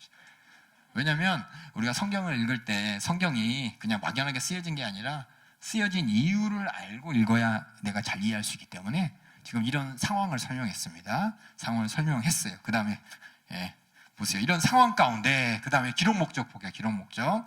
여러분들 요거 지우세요. 요거 4번 1번, 2번, 3번으로 바꾸세요. 이게 제일 중요한 것 같아요. 이게 제일 안 중요한 거예요. 사실은 제일 중요한 건 이겁니다. 로마에 있는 그리스도인들에게 믿음을 굳건히 하고 하나님께 순종, 갈등 문제 해결해 주려고. 여기 뒤에 여기 1번, 2번은 로마 교회와 이방인 그리스도인, 이 로마 교회의 이방인 그리스도인, 유대 그리스도인들의 갈등을 해결해 주기 위해서. 이게 이제 가장 큰 목적이에요. 어떻게 보면. 세 번째는 예수 믿는 우리 복음의 진리를 확인하고 유대교회, 이방교회 하나의 기초에 세워진 것을 잘 이게 다 하나님의 섭리라는 걸 설명하기 위해서고, 네 번째가 자신이 로마 교회에 가서 앞으로 스페인까지도 복음 전하고 싶어라는 이야기를 해주고 싶어서. 그래서 이렇게 네 가지 이야기를 여러분이 잘 보시면은 이걸 가지고 이제 로마서를 읽으면 이해가 가. 왜냐면 저도 맨 처음에 200번 읽으려고 도전했을 때 200번 읽지 못했습니다. 도전했을 때 뭔 얘기인지 모르겠어요. 갑자기 저 얘기하고. 근데 이 상황을 설명하니까 편지는 하나예요. 하나인데 이 편지 안에 이방인 그리스도에게 썼다가 유대인 그리스도에게 썼다가 이 내용이 있는 거예요.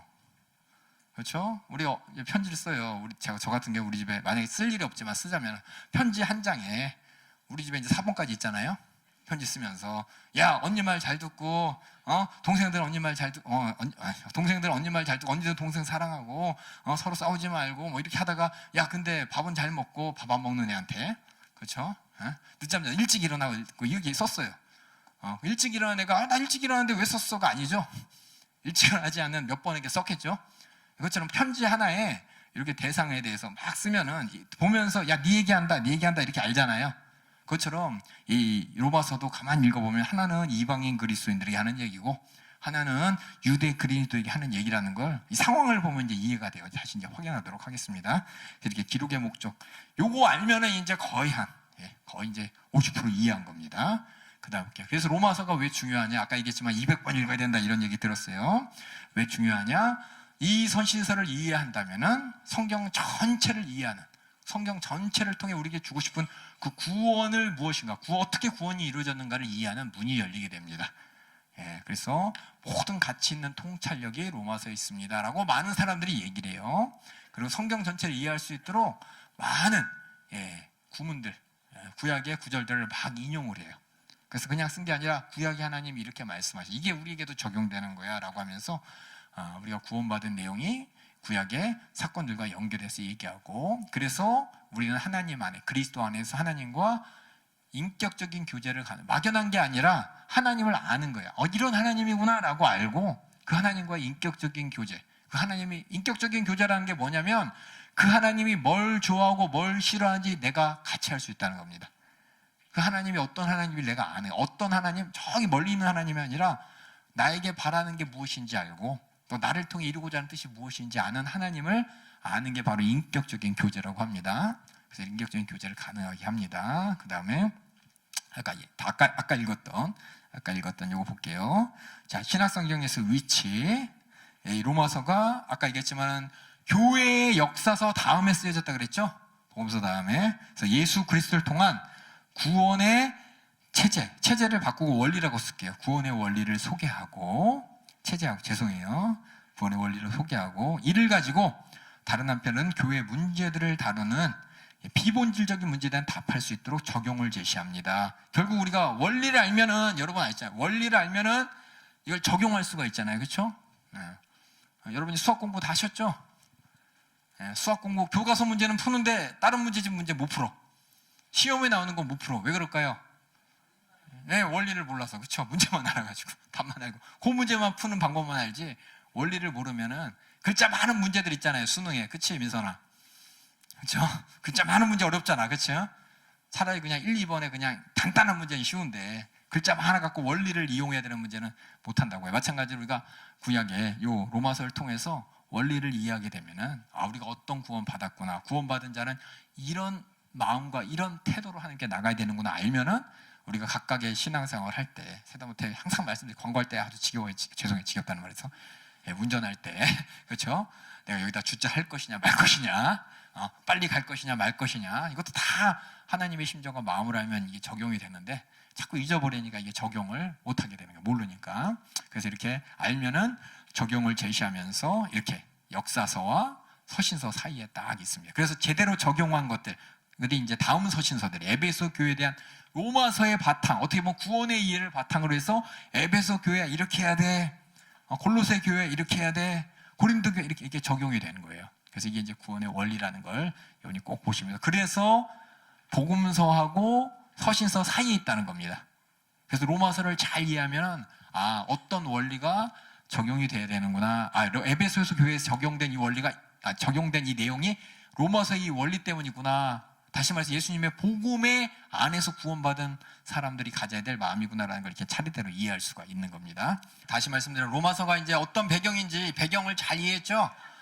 로마 교회는 예수 믿는 유대인들과 또 이방인들이 함께 있었고 회당에서부터 시작된 겁니다. 그러다 보니까는 잠깐 가만히 계속 있었으면 갈등이 없었을 텐데 유대인들이 그 로마 황제의 추방명령에서 갔다 온 사이에 문제가 생긴 거예요. 그렇죠? 우리 집에서도 보면은 같이 계속 그렇죠? 형제간에 살면 문제가 없는데 한 사람이 나갔다 오면 문제가 생기죠? 그렇죠? 안 맞아 그냥 맞춰가던 게 풀어져 버리니까 문제가 생기는 것처럼 이렇게 로마 교회 문제가 있었다라는 걸 알면서 로마서 이제 본문 시작하도록 하겠습니다. 로마서 이제 서론 인사말부터 보겠습니다. 로마서 우리 1장 1절 이제 성경 한번 여러분 이제 읽기 7절까지 한번 쭉 한번 읽어볼게요. 읽을 때는 들으세요. 로마서 1장.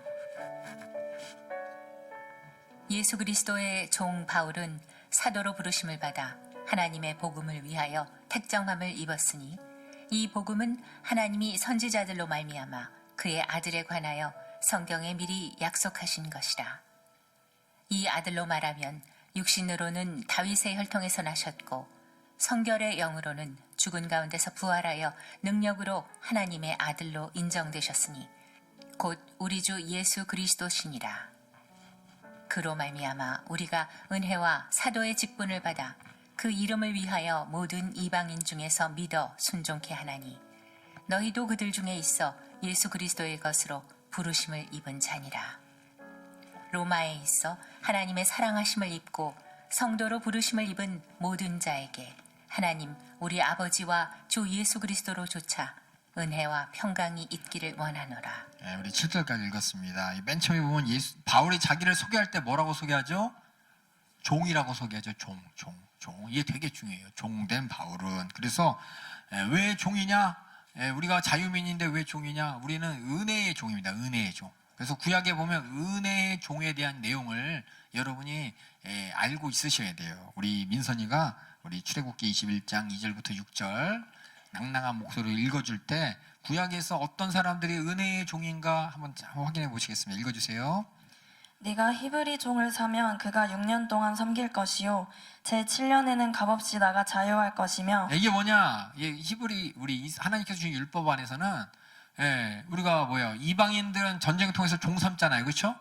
근데 같은 히브리 사람들끼리도 가난하니까, 그렇죠? 가난하니까 자식이 또 빚에 허덕이다 보니까 자기도 이제 종 되는 거예요. 근데 문제는 뭐냐? 7년째 되면은 종에서 해방시켜 주라 그랬습니다. 이게 히브리 사람에 대한 하나님의 율법이에요, 율법. 어쩔 수 없이 경제적 문제와 사회적 상황 가운데 그 사람 집에 종 될 수밖에 없지만은 그게 영원한 종이 아니라 6년 동안만 하고 7년째는 얘 놔줘. 이게 하나님의 법이에요. 그다음 읽어주세요. 그가 단신으로 왔으면 단신으로 나갈 것이요 장가 들었으면 그 아내도 그와 함께 나가려니와 상전이 그에게 아내를 주므로 그 아내가 자녀가 낳았으면 그 아내와 그 자식들은 상전에게 속할 것이요 그는 단신으로 나갈 것이로되. 이렇게 되네요, 그렇죠? 옛날에도 그 조선시대 보면 그렇죠? 평민이 종하고 결혼하면은 그 자식들이 종 되잖아요. 주인 것이 되잖아요. 그러니까는 일부러 자식 안 낳겠다고 하는 사람들도 있었잖아요. 어떤 영화 보니까 막 그러더라고요. 그것처럼 여기도 똑같이 자유민인데 종으로 들어가서 그 집 종된 여자하고 결혼했을 때 7년째 돼서 자유민이 됐다 그러면 너는 나가지만은 아내하고 아기는 종으로서 남겨둬야 된다, 이런 법이 있는 거예요. 읽어주세요. 종이 진정으로 말하기를 내가 상전과 내 처자를 사랑하니 나가서 자유하지 않겠노라 하면 상전이 그를 데리고 재판장에게로 갈 것이요 또 그를 문이나 문설주 앞으로 데리고 가서 그것에다가 송곳으로 그 뒤를 뚫을 것이라. 그가 영영이 그 상전을 섬기리라. 근데 여기 보니까는 나가야 되는데 여기 보니까 내가 상전과 내 처자를 사랑하니, 여기 보면은 어떻게 보면은 처자를 사랑하니가 아니라 상전을 사랑하니가 더 가까워요. 이 말은 6년 동안 종되는데도 불구하고 자기를 위해서, 그렇죠? 아내도 주고 또 자녀도 낳게 할 이런 행복한 것을 이제 서포트해 주는 거죠. 어떻게 보면 부려먹는다는 종이 아닙니다. 여기는 이 종이 너무 잘해준 거예요. 그러니까 종된 히브리 사람들이 나는 자유는 안 되겠다는 거죠. 나는 그냥 우리 주인 섬기면서 평생 우리 주인의 종으로 살겠다고 주인을 그렇게 사랑하기 때문에 그런 고백한 사람은 어떻게 되냐? 재판장에게 가가지고 진짜 그런 건지 아닌지 확인하고, 혹시 처자를 볼모로 삼아서 어쩔 수 없이 그렇게 되는 건지 재판장이 확인하고, 진짜 주인과의 관계 가운데 주인이 그를 종 삼았지만 너무 사랑으로 해주고 은혜도 많이 베풀고, 나는 나 차라리 종 노릇하는 게 내 인생의 행복이다라고 인정한 것을 재판장이 인정하면은 문설주 있죠, 문설주에 데려가서 귀를 이렇게 대고 송곳으로 귀를 뽕 뚫으래요. 그럼 뭐냐? 그 사람은 종인데 어떤 종이냐? 자원해서 주인이 너무 잘해줘서 주인의 은혜에 너무 감사해서 은혜의 종 된 거예요. 자원한 종, 은혜의 종 된 것을 이렇게 뚫어서 삶으라고 한 겁니다. 이게 뭐냐? 그래서 바울이 예수 그리스도 종된 바울은 이 말은 뭐냐면 예수 그리스도로 말미암아 구원받은 은혜가 너무 크기 때문에 그렇죠? 그 은혜로 스스로 종됐다는 표현이에요. 그러니까 이게 뭐냐? 그 종됐구나가 은혜가 그렇게 크다는 겁니다. 스스로 고백하는 거예요. 내가 예수 그리스도로부터 받은 은혜가 얼마나 크냐? 이 죄사함의 은혜가 얼마나 크냐? 내가 한때는 바리새인 중에 바리새인이고 또 가말리엘 문화생이고 세상에서 아쉬울 것 없는 사람이었는데 다메섹 동에서 예수님을 만나고 예수님의 목소리를 듣고 내가 하나님이 나를 위해 베푸신 죄사함의 은혜, 예수님이 이 땅에 왜 오셨는지를 알고 그 은혜를 탁 경험하니까 나를 위해 십자가에서 고난당하시고 죽으신 그 예수 그리스도 앞에 은혜가 너무 크기 때문에 내가 스스로 나는 종이다 라고 고백하는 겁니다. 이게 이제 은혜의 종이에요. 은혜의 종. 그래서 예수 그리스도 종된 바울이라고 했지만 모든 사도들이 그 은혜가 크니까 다 똑같이 얘기하는 겁니다. 다 똑같이 나 예수님의 형제 야고보는 이게 아니라 같은 형제인데도 불구하고 나 예수 그리스도 종된 야고보는 이렇게 얘기하는 거예요. 이 야고보는 예수님의 제자가 아니라 예수님의 형제였습니다. 예수님의 형제로서 맨 처음에는 예수님의 제자가 아니었지만 예수님이 십자가에 돌아가시고 죽은 다음에 이제 성령이 임하고 형제가 아니라 하나님의 아들로서 예수를 인정하게 되고 그러면 내가 받은 은혜를 생각할 때 형제인데도 불구하고 나 예수 그리스도의 종된 야고보는 이렇게 야고보서 1장 1절에 자기 자신을 고백하고 베드로도 똑같죠. 예수 그리스도의 종된 사도인 시몬 베드로는 이렇게 설명했고 또 유다도 마찬가지 예수 그리스도의 종이요 야고보의 형제인 유다는 이 유다도 예수님의 형제예요. 예수님의 형제로서 야고보와 유다 예수님 제자하고 이름이 똑같죠. 그 당시 이름이 너무 몇 개 없었어요. 다 같이 돌려 쓰는 이름이라서 야고보와 유다라는 예수님의 형제들도 이렇게 그리스도의 은혜를 알고 죄사함의 은혜를 알고 스스로 자원해서 예수 그리스도의 형제인 야고보이라고 안 하고 종인이라고 딱 얘기하면서 자기가 은혜 받았음을 이렇게 고백한 것입니다. 그러니까 여러분들도 내가 누구냐 고백하죠. 우리 주여 하잖아요, 그렇죠? 주여라는 것 자체가 이제 주님입니다라는 뜻인 것이고 나는 은혜 안에 종됐습니다라는 뜻이에요. 사실 그냥 막연하게 주여 하는 게 아니라 그렇게 여러분이 은혜의 분량을 알고 고백하시길 바라겠습니다. 그래서 그 종된 바울은 여기 보면은 자기 자신을 어떻게 표현해? 사도로 부르심을 받았다라고 했어요. 그렇죠? 그래서 자기는 사도로 하나님께서 부르셨다 이렇게 돼 있죠? 그 하나님의 복음을 위해 택정함을 입었으니 하면서 복음에 대해 설명하죠? 우리가 마가복음 하면서 그 복음에 대해 설명했습니다. 이 복음은 다시 말해서 예수 그리스도가 누구시고 예수 그리스도가 무엇을 하셨는지 이 복음을 전하는 일 하나님이 나를 택정하는데 내가 전하는 이 복음이 뭐냐? 바로 하나님이 선지자들로 말미암아 그 아들에 관해 성경에 약속하신 대로 그분이 바로 선지자 약속대로 오신 분이다라는 것이고 이 아들로 말하면 육신으로는 다윗의 혈통에 나셨고 이 말은 다윗의 후손으로서 하나님이 예언한 대로 우리의 왕으로서 메시아로 오신 분이 맞다라는 것이고 육신을 입으신 분이라는 것이 맞고 세 번째는 성결의 영으로서 죽은 자 가운데서 부활하였다. 그래서 하나님의 아들인 걸 부인할 수 없다라고 얘기했죠.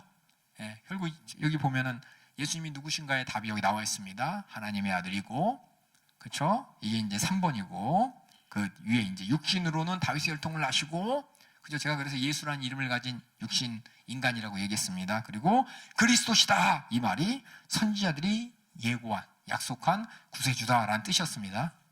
그래서 이 내용이 뭐냐? 그냥 누군가가 중요한 게 아니라 이분이 이 땅에 오셔서 우리를 위해 대속물로서 우리 죄를 담당하셨죠. 요거는 안 써 있지만 그걸 깔고 얘기하는 거예요. 깔고 그냥 무조건 하나님의 아들이야. 다윗의 혈통에 나셨어. 하나님 예언대로 오신 선지자 예언대로 오신 분야가 아니라 그분이 왜 그렇게 우리 하나님의 아들 예수라고 고백했냐. 우리 마가복음 맨 마지막 시간에 저 대속물이라고, 그렇죠? 대속물로서 내 죄를 담당하신 구주로서 내가 고백하는 것이 주는 그리스도시 살아계신 하나님의 아들입니다. 그렇죠? 익투스 해갖고, 그렇죠? 예수 그리스도 하나님의 아들 나의 구세주라는 물고기 모양의 고백이 자체 그 안에 뭐가 들어있냐? 대속의 죽음을, 십자가의 죽음임을 인정하는 고백이라고 얘기했습니다. 여기 안 써있지만 그거예요, 그거. 그래서 여러분들이 여기 써있지 않지만 복음 하면은 그 복음은 어떤 죄사함의 복음입니다. 그걸 인정하고 봐야 돼. 왜냐면 이 복음이 로마의 교회도 그렇게 전해졌기 때문에 따로 이 뒤에다가 그래서 우리의 대속물로서 우리들을 담당하신 분 너도 알고 나도 알지 이렇게 쓸 필요가 없어요. 이미 다 그거는 기본적으로 다 복음을 들었을 때 다 알고 있는 거예요. 근데 지금은 그런 복음이 잘 안 전해져요. 지금은 예수님 소개할 때 우리 죄를 담당하신 참 여린 양으로서 죽으신 분이다라고 어디 보면 다른 데서 많이 안 하더라고요. 그냥 예수님 하나님의 아들이십니다. 우리 구세주입니다. 예수 나의 주 하고 끝나지 나를 위해 십자가 달려 죽으셨다는 내 죄를 해결하셨다는 그 내용이 싹 빠진 채 그냥 얘기하는데 초대교회 때는 그거 없으면 안 되는 거예요. 안 되는 거예요. 예수님이 내 죄를 담당하신 구세주라는 것을 기본으로 깔고 그것이 당연한 것이고 당연하기 때문에 얘기 안 해도 돼요. 너무도 당연한 그 복음을 위해서 내가 택정을 받았다라고 얘기하면서 그래서 내가 은혜의 사도의 직분을 받았고 이방인들에게 그 복음을 전했다라고 바울이 지금 로마 교회에게 자기를 소개하는 거죠. 다시 말씀하면 로마 교회는 바울을 몰라요. 그렇죠? 어쩌면 알 수 있어요. 귀로 들어서 알지만은 바울을 직접 만난 적이 없습니다. 그런데 나는 그렇게 사도로 부르심 받았고 6절에 보니까 너희도 그들 중에 있어 예수 그리스도의 것으로 부르심을 입은 자니라. 그러면서 여기 보면 부르심을 입었다는 말의 공통적인 교감이 나타나요. 하나님이 나도 부르시고 너도 부르셨잖아. 우리 다 같이 하나님이 부르신 자들이야 라면서 이렇게 어떻게 그 로마 교회하고 바울과의 공통점을 찾는 거죠. 세상 말로 라포를 형성하는 거잖아요. 라포 형성하는 말 무슨 말인지 아시죠? 공감대를 이렇게 만드는 거예요. 공감대를 만드는 거 서두에. 그래서 7절에 보니까 로마에 있어 하나님의 사랑을 싣고 성도로 부르심을 입은 모든 자에게 하나님 우리 아버지 주 예수 그리스도를 쫓아 은혜와 평강이 있길 원하노라 라고 얘기했어요. 여기 보면 은혜와 평강이 있길 원하노라 이렇게 얘기했죠. 이게 뭐냐면 은혜와 평강은 항상 모든 서신서에 나옵니다. 모든 서신서에 너희 교회에 은혜와 평강이 있길 원하노라 이렇게 얘기를 하는데 은혜고 뭐고 평강 은혜는 뭐냐면은 조건이에요. 조건 은혜로 구원받은 거죠. 그리고 구원받았으면 우리는 평화를 누립니다. 하나님과의 평화. 그래서 은혜와 평강이 있길 원하노라 할 때 이 은혜와 평강이 뭐냐면 하나님으로부터 구원받은 자들의 고백이에요. 야, 은혜로 구원받았어. 구원받은 나는 참 화평해. 하나님과의 화평한 평화를 누리고 있어. 그래서 하나님이 우리 인간들에게 주신 최고의 축복이 뭐냐면 평안이에요. 평안. 그래서 우리가 미국에서는 굿모닝 하고 그렇죠? 굿모닝 좋은 아침. 우리는 안녕하세요 하잖아요. 그렇죠? 히브리 사람들은 뭐라고 인사해요? 샬롬. 이게 뭐냐면 평안하세요. 평강이라는 뜻이에요. 평강. 여기서 이 평강, 하나님과의 평강이 있기를 원하노라 라고 이렇게 1장 1절부터 7절까지는 지금 옆 밑에 썼지만 공감 형성, 공감. 로마 교회에 한 번도 가본 적 없는 바울이 야 나는 예수 그리스도의 종이야. 하나님이 나를 부르신 거야. 너희도 성도로 부르심 받았잖아. 그렇지?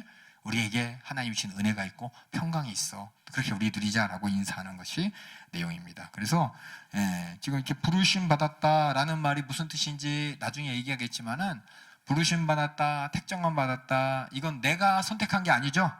하나님과의 관계 가운데 내가 하나님을 찾아간 게 아니라 하나님이 나를 부르신 것이고 하나님 나 여기 있어요. 내가 주장한 게 하나님이 나를 택하셨다는 건 전적인 하나님의 주권적인 은혜로 내가 구원받은 것이고 내가 사도가 된 것이고 너네는 성도가 된 것이고 그렇게 우리 모두가 은혜 안에 있다 이 말을 어들러서 말하는 게 부르심을 받은 택장함을 받은 이 얘기예요. 그래서 이 얘기를 나중에 이제 하겠지만 이 로마서의 주제가 뭐냐면은 미리 얘기할게요. 스포 주제는 은혜인데 어떤 은혜냐? 하나님의 주권적인 은혜예요. 그러니까 내가 바라는 게 아니라 하나님이 나는 바라지도 않고 있는지도 몰랐는데 하나님께서 그러니까 주권적으로 하나님이 그냥 베푸신 은혜에 나는 그냥 받다 누리기만 하는 거예요. 구원받고 보니까 이게 전부 다 하나님이 하셨네. 난 한 게 없네. 그게 철저한 은혜의 관계인 것을 이 로마서 전체 주제가 하나님의 주권적인 은혜라는 걸 여기 스포 한번 하고 그래서 1절부터 7절까지는 이렇게 공감 형성. 공감 어떻게 하냐? 너도 복음으로 나도 복음으로 너는 하나님이 부르셔서 하나님의 은혜로 주권적인 은혜로 성도가 됐고 나도 하나님이 택하신 주권적인 은혜의 종이 되었다라고 고백하는 내용이 1장 1절부터 7절까지고 그 다음에 이제 라포가 형성됐어요. 그렇죠? 우린 다 복음 안에서 하나님이 부르셨다라는 예수 그리스도의 복음을 우리가 서로 알고 있다라는 라포가 형성된 다음에 이제 8절부터는 뭐냐면 바울이 어떻게 보면 이제 플러팅합니다. 플러팅이 뭔지 아시죠? 민선아 플러팅이 뭐야? 그 나쁜 쪽으로 생각하지 말고 남자 여자 그래서 플러팅 말고 플러팅이 뭐예요? 그렇지 관심 표현. 잘했어요. 그래서 로마 교회에 대해서 바울이 이제 관심을 표현합니다. 관심 표현하는 거 8절부터 우리 17절까지 이제 14절까지 한번 관심 표현 한번 읽어주세요. 첫째는 내가 예수 그리스도로 말미암아 너희 모든 사람을 인하여 내 하나님께 감사함은 너희 믿음이 온 세상에 전파됨이로다.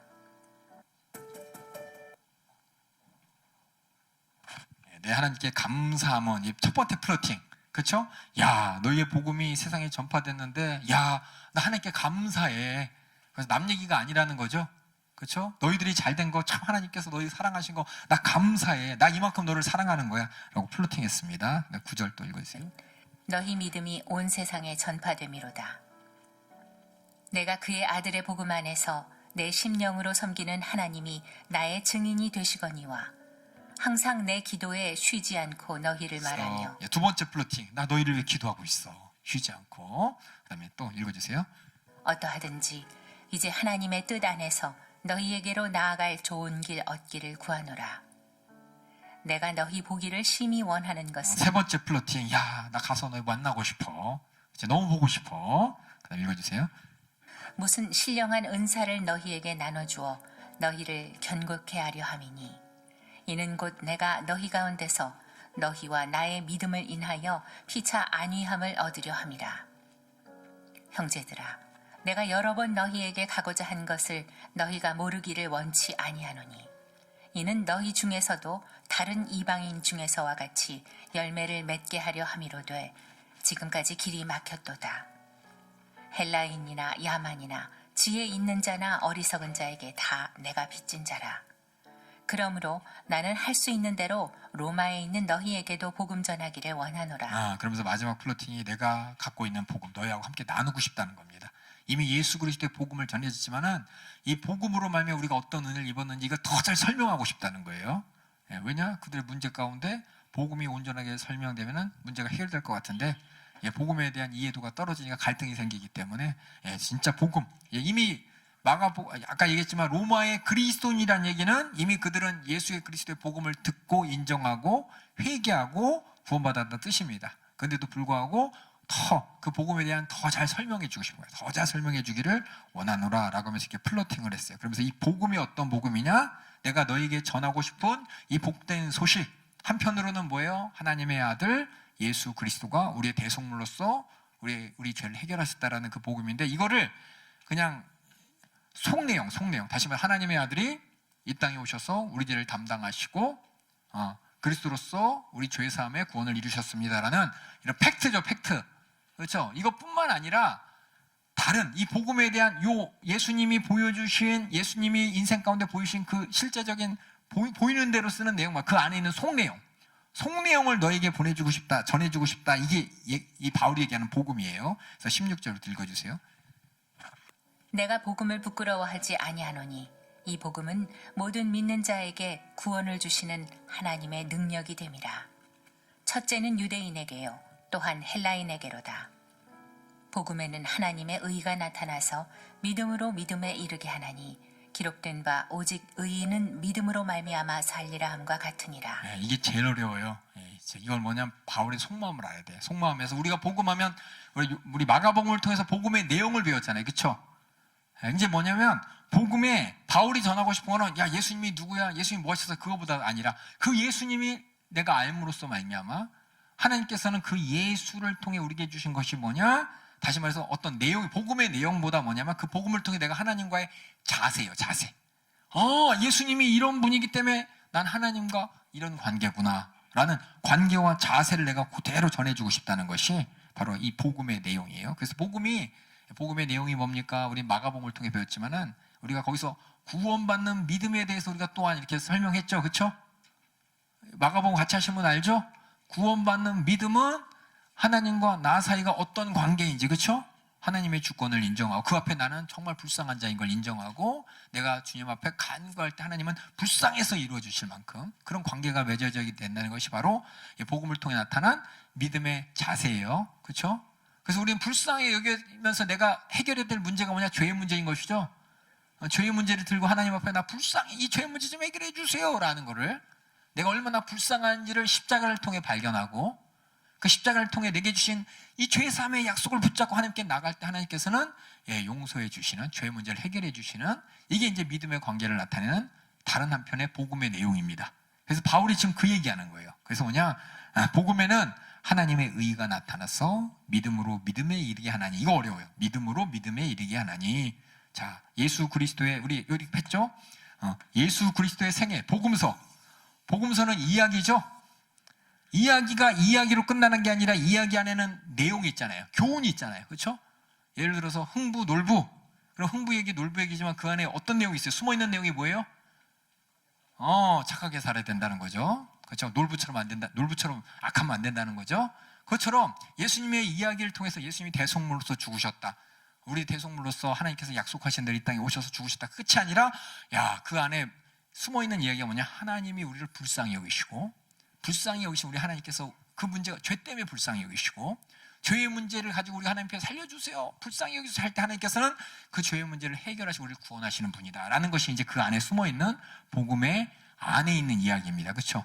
그래서 복음에는 하나님의 이 복음 이걸 이제 따르게 예수님이 누구시고 뭐 하셨다 그 안에 있는 내용을 설명하면 복음에는 하나님의 의가 나타나서 하나님의 의가 나타나서 그 다음 뭐냐면 믿음에 이르게 하나니 이게 뭐냐 하나님의 의가 있고 여기는 믿음이 나타났죠. 이거 되게 어려서 저는 제 개인적인 고백은 믿음으로 믿음에 이르나니 그래서 처음에 믿음 이게 아까 얘기한 것처럼 전 그렇게 알았어요. 맨 처음에 구원받는 믿음에서 나중에 구원받은 믿음으로 이렇게 하나님께서 나를 만들어주나 이렇게 오해했었어요. 근데 영어를 보고 원문을 보니까 영어 옆에 보이세요? By faith from first to last라고 써있죠? 발음이 좀 꾸집니다. By faith from first to last. 이게 뭐냐면 처음부터 마지막까지 믿음뿐이다 이거예요. 복음에서 하나님이 우리에게 요구하는 거는 처음부터 마지막까지 믿음뿐이다 라는 거예요. 이 말씀이 뭐냐? 믿음 말고 그럼 뭘 우리가 하나님한테 드리려고 그랬어요? 우리는 행위를 드리려고 그러죠 보통. 그렇죠? 하나님한테 내가 내놓고 나 이렇게 잘했잖아요. 이걸 내놓고 싶은데 내놓을 게 없다는 거예요. 복음 안에서 예수님이 이 땅에 오셔서 보여주신 그 모든 삶을 통해 십자가의 대속의 은을 통해 내가 하나님께 보여드릴 것은 믿음밖에 없다는 거예요. 근데 그 믿음이 뭐냐면 믿음의 스펙트럼이 되게 넓다 그랬죠? 내가 하나님께 보여드릴 믿음은 하나님이 누구시고 나는 누군지 알고 하나님 앞에 이렇게 나가는 그거밖에 없다는 거예요. 그거밖에 없네. 그게 뭐냐? 하나님 보실 때 의로 인정할 만한 것이래. 하나님 보실 때 그걸 보고 하나님께서 의로 인정하다 이 말은 뭐냐면 하나님께서 구원하신다는 얘기예요. 불의는 심판이고 의는 하나님이 구원입니다. 그래서 하나님께서 의롭게 여길 수 있는 건 뭐냐? 내가 이렇게 하는 게 하나님께 보실 때 너 구원해 줄게 라고 하나님이 인정할 만한 모습이라는 거예요. 이해가시죠? 그러니까 이게 글자로 쓸 때 참 이거 고민 많이 했어요. 저도 맨 처음에 뭐냐면 얘기했지만 로마서만 200번 읽을 때 몰랐어요. 근데 복음서를 통해서 다시 한번 예수님이 누구시고 뭐 하시고 그 삶 가운데 속에 들어있는 내용들 속에 하나님께서 내게 뭘 깨닫게 하려구나 그 알고서 이걸 보니까는 이게 하나님께서 원하는 거는 이 복음 안에서 내가 하나님 앞에 믿음이란 스펙트럼 중에서 복음서를 통해서 우리가 깨달은 그 믿음 그렇죠? 회개해야만 하는 믿음 그 믿음을 보시고 하나님은 너 의롭다라고 인정해주는 이게 복음서에 나타났다 이거예요. 복음에. 그래서 그게 뭐냐? 기록된 바 이미 구약에 하나님께서는 이것에 대해서 말씀하셨다는 거예요. 어디서 하박국에서 말씀하셨다는 거예요. 오직 의인은 믿음으로 말미암아 살리라. 다시 말해서 이거 이렇게 돼 있지만은 이 오직이 꾸며주는 게 우리는 의인이라고 했죠. 이거 잘 보여야 돼. 이게 뭐냐면 오직 의인이 아니라 오직 믿음으로 해요. 우리 한국말이 이게 힘들어 그래서. 우리 이거 뭐 보면 의인은 오직 의인은 믿음으로만 가는 거야. 이렇게 얘를 강조하는 것 같은데 원문에 보면은 얘가 강조하는 건 이거예요. 믿음뿐이다. 처음부터 마지막까지 믿음이고 믿음뿐이다 이 얘기예요. 그러니까 하나님께서 우리를 구원하실 만한 우리의 예수 그리스도를 통해서 우리가 함께 나아가는 자세와 태도가 하나님이 예수님이 누구시고 예수님이 뭐 하시는지 안다면은 믿음으로만 나아가야 우리가 하나님 앞에 의롭다가 여기에 의인이 되어서 살 수 있다라는 얘기가 이 하박국 얘기예요. 근데 이거 이미 구약에서 얘기하셨대요. 근데 사람들은 구약의 율법을 열심히 하는 바리새인들 율법사들은 이걸 생각 안 하죠. 율법만 바라보면서 뭐예요? 하나님께서 우리를 의롭게 여기셔야 돼. 죄지면 안 돼. 거룩해야 돼. 그래서 행위만 막 강조하는데 이미 하나님께서는 바울이 얘기하는 거. 바울은 구약 박사였습니다. 그렇죠? 구약 박사였어요. 예수님 만나기 전에는 똑같이 바리새인들처럼 하나님 앞에 어떻게 하면 의로울 수 있나? 어떻게 하면 거룩해야 돼? 그것만 고백했는데 예수님을 만나고 나서 성경을 보니까 하나님이 이미 예수님을 믿음으로 내가 나가야 될 자세에 대해서 이미 말씀하셨구나. 그게 하박국에 있는 모습이구나라면서 하박국 2장 사정에 있는 모습을 보여주는데 하박국 2장 사정을 이해해야 돼. 이해하려면 하박국 전체를 이해해야 돼요. 저랑 이제 여러 번 같이 하시는 분들 제가 가끔 설교에서 얘기하는데 하박국을 이해하면은 뭐냐면 하나님과 우리의 자세가 나옵니다. 자세. 그 자세가 그 자세로 우리가 예수님을 통해서 확실한 그 자세가 뭔지를 배웠다는 거예요. 그래서 오직 의인은 믿음으로 살리라. 요거 여러분 많은 사람들이 착각하는 게 저도 그랬어요. 많은 신학생들도 어쩌면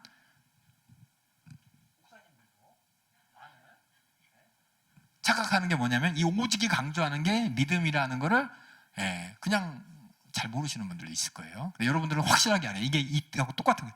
믿음으로 믿음에 이르게 하나니. 이 말은 오직 믿음뿐이다. 처음도 마지막도 믿음만 하나님께서 의롭다고 인정하신다. 그래서 이 믿음으로만 의인이 되어서 살 수 있다, 구원받을 수 있다라는 얘기인데, 우리한테는 뭐냐? 회개예요, 회개. 하나님 앞에 불쌍히 여겨주세요라는 이 믿음이죠. 이 믿음, 하나님이 원하시고 보실 때 도와주고 싶은데 내가 긍휼히 여겨주세요라는 약속을 붙잡고 하는 그것이 우리에게 주시는 하나님의 믿음인데, 이 자세가 이미 나왔어요. 하박국 진짜 어려운데 하박국 우리 한번 지금부터 읽을 거예요. 시간이 지나더라도 하박국을 1장부터 한번 제가 3장까지 있죠. 하박국 2장인가요? 3장인가요?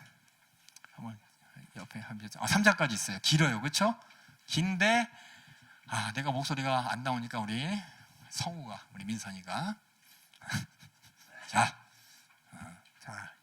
읽어주세요. 1절부터. 선지자 하박국의 묵시로 받은 경고라. 여호와여, 내가 부르짖어도 주께서 듣지 아니하시니 어느 때까지리이까? 내가 강포를 인하여 외쳐도 주께서 구원치 아니하시나이다. 어찌하여 나로 간악을 보게 하시며 패역을 목도하게 하시나이까? 잠깐 죄송해요. 읽으려면 시간 걸리니까 다음 장 보게요. 다음 장에 보면 성경, 우리 교재 다음 장 보게요. 교재 보면 로마서 2에 대한 보충 설명이 있습니다. 교재를 볼게요. 교재 보면은 교재 띄워주세요.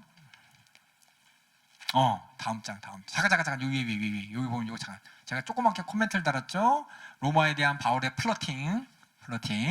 하나님께 감사한다, 쉬지 않고 기도한다. 정말 만나가지고 이 복음, 예수님이 십자가에 달려 죽으시고 부활하셔서 우리 죄를 담당하시는 이걸 통해서 우리가 깨달은 이 하나님이 우리에게 원하는 자세, 믿음의 자세, 이 복음을 내가 전하기 원한다.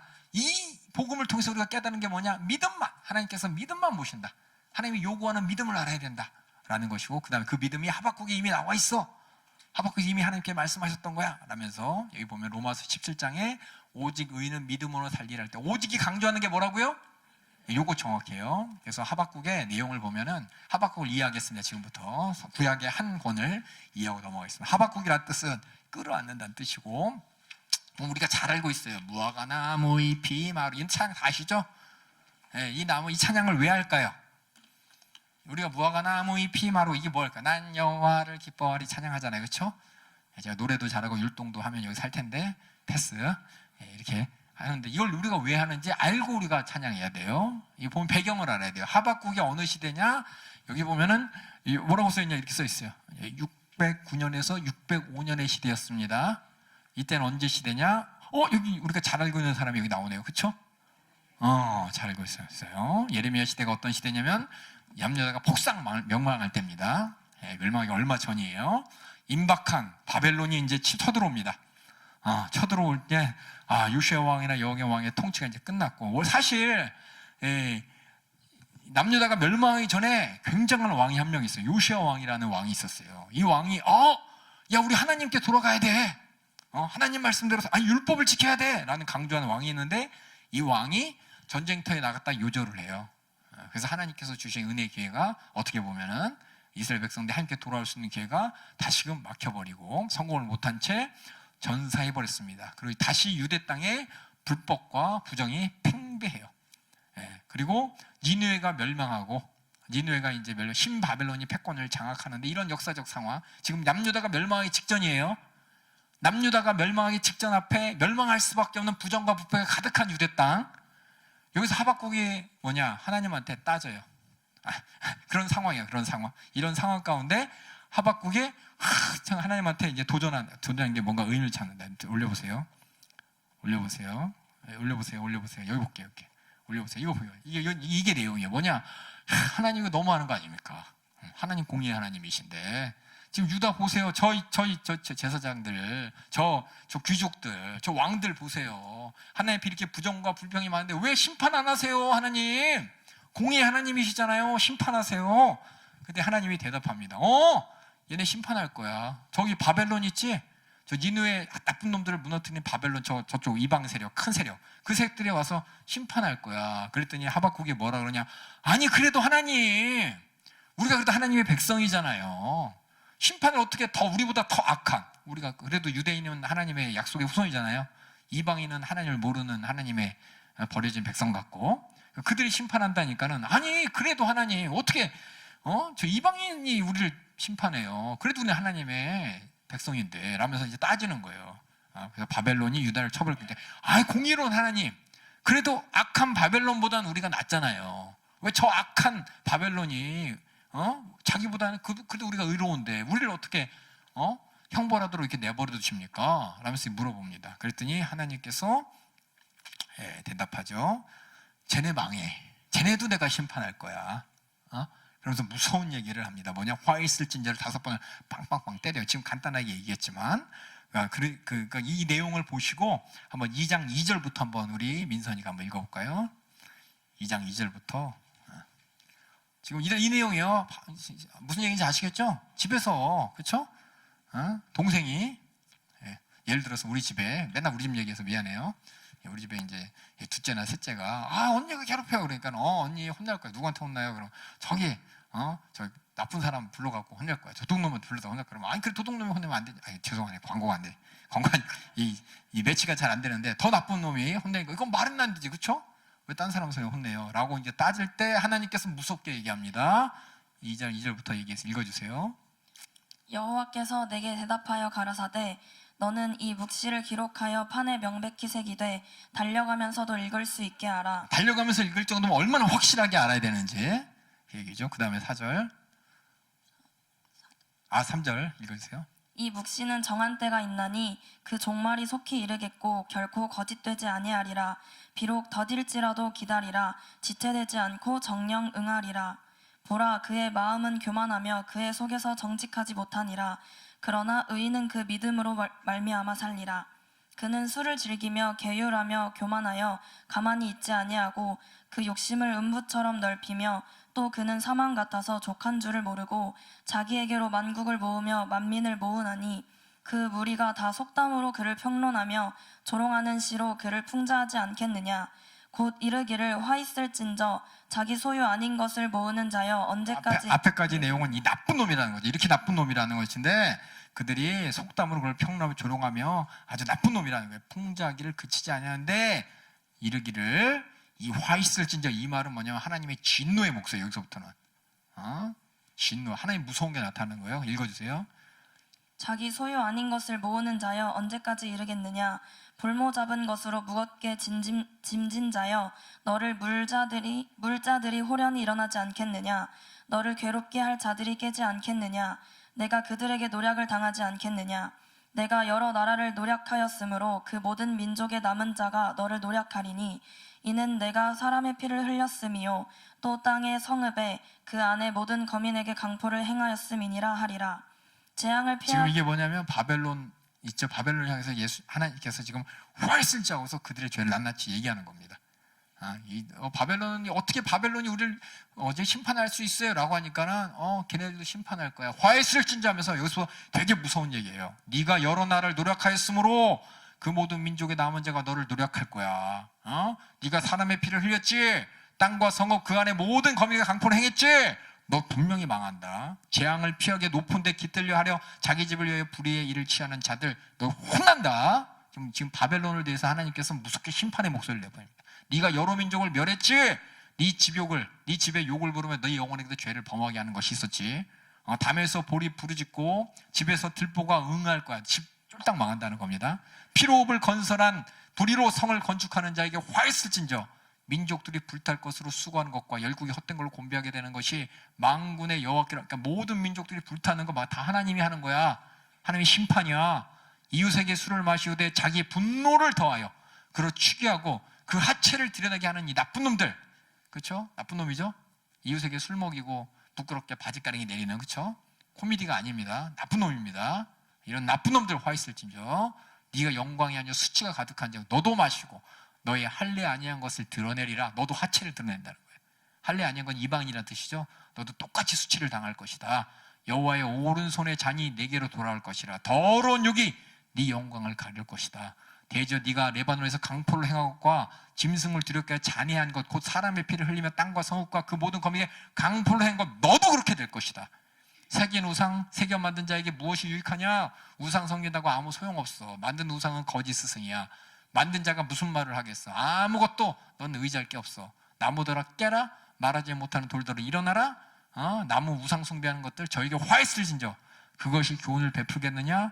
보라, 이는 금이나 은으로 입힌 것이 그 속에 무슨 생기가 있냐? 우상 숭배는 망한다는 거예요. 오직 여호와는 성전에 계시니 온천은 그 앞에 조용해. 심판이 하늘 앞에 조용해. 지금 뭐냐? 하박국이 얘기했죠. 어떻게 저럴 수가 있어? 그랬더니 혼내는 거죠. 이씨, 쟤네 망해, 이 나쁜 새끼들 하면서 막 하나님이 바벨론에 대해서 무섭게 얘기하니까 옆에서 듣는 사람이 어떻게 될까요? 하나님이 막 꼴 좋다 이럴까요? 무서운 하나님 앞에서 혹시 나 혼나면 어떡하지? 가만히 들어보니까 나도 조금 뭐 걸리는 게 있을 것 같아서 혹시 나 걸리면 어떡하지 하고 이렇게 눈치 볼 수밖에 없을 만큼 이 글씨로 되어 있지만 하나님의 진노의 심판의 목소리 앞에 옆에 있던 하박국이 막 따졌잖아요. 하나님 어떻게 그럴 수 있어요? 그러는데 이씨, 그쵸? 아시잖아요, 우리도.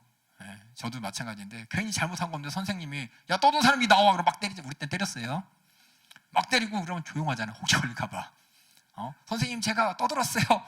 일렀어. 근데 야 너 나와 그럼 막 때려. 일른 애도 쫄아갖고 이러고 있잖아요. 우리 젊은 사람들은 몰라요. 이렇게 이게 뭐지? 하나님 이렇게 무서운 목소리 내는 거예요. 그러니까 하박국이 괜히 따졌다 이러고 있는 거예요. 3장 뭐예요? 3장. 그래 그 다음 3장.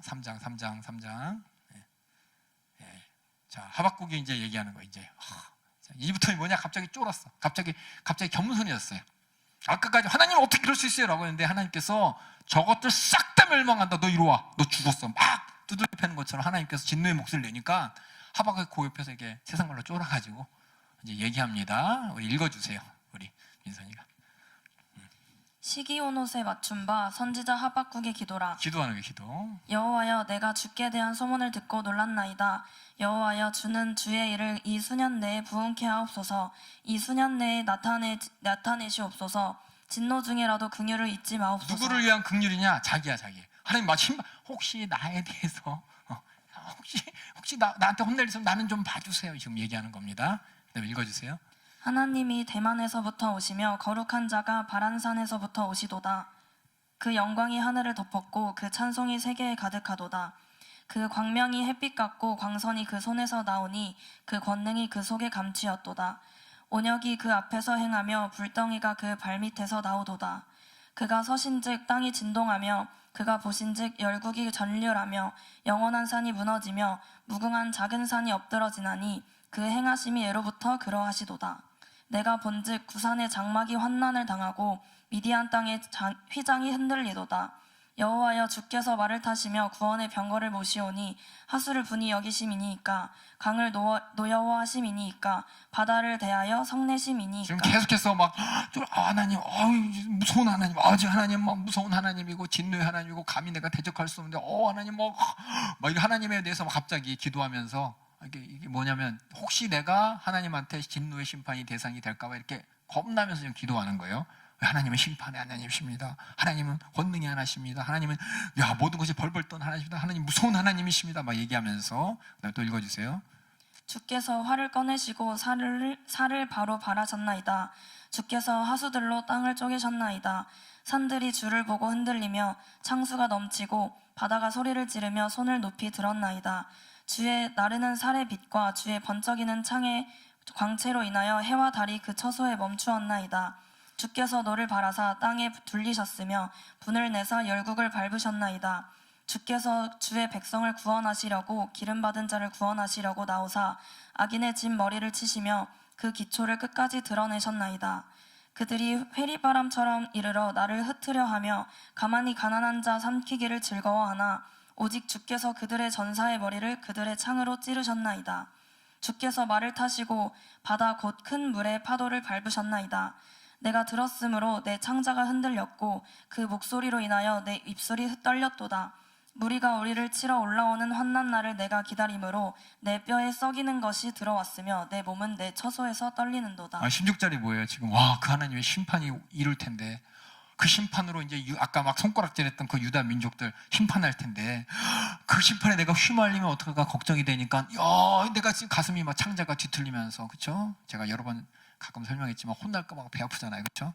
제가 여러 번 설명했죠. 저희 무서운 저희 어머니께서 밖에서 이렇게 함부로 하다가 너 집에 가서 이제 이렇게 생각하면 그다음부터 막 배가 아파가지고 집에 가면 혼날 텐데 어떡하나 하는 것처럼 이 무서운 하나님의 진노의 목소리 듣고 그 하나님이 심판하실 때 막 갑자기 나도 똑같은데, 나도 심판 당할 것 같은데, 그래서 막 겁나서 벌벌 떠는 게 지금 이 모습이고, 하지만 뭐냐, 그래도 내가 17절 읽으세요. 그 다음에 비록 무화과 나무가 무성치 못하며 포도나무에 열매가 없으며 감람나무에 소출이 없으며 밭에 식물이 없으며 우리의 양이 없으며 외양간에 소가 없을지라도 나는 여호와를 인하여 즐거워하며 나의 구원의 하나님을 인하여 기뻐하리로다.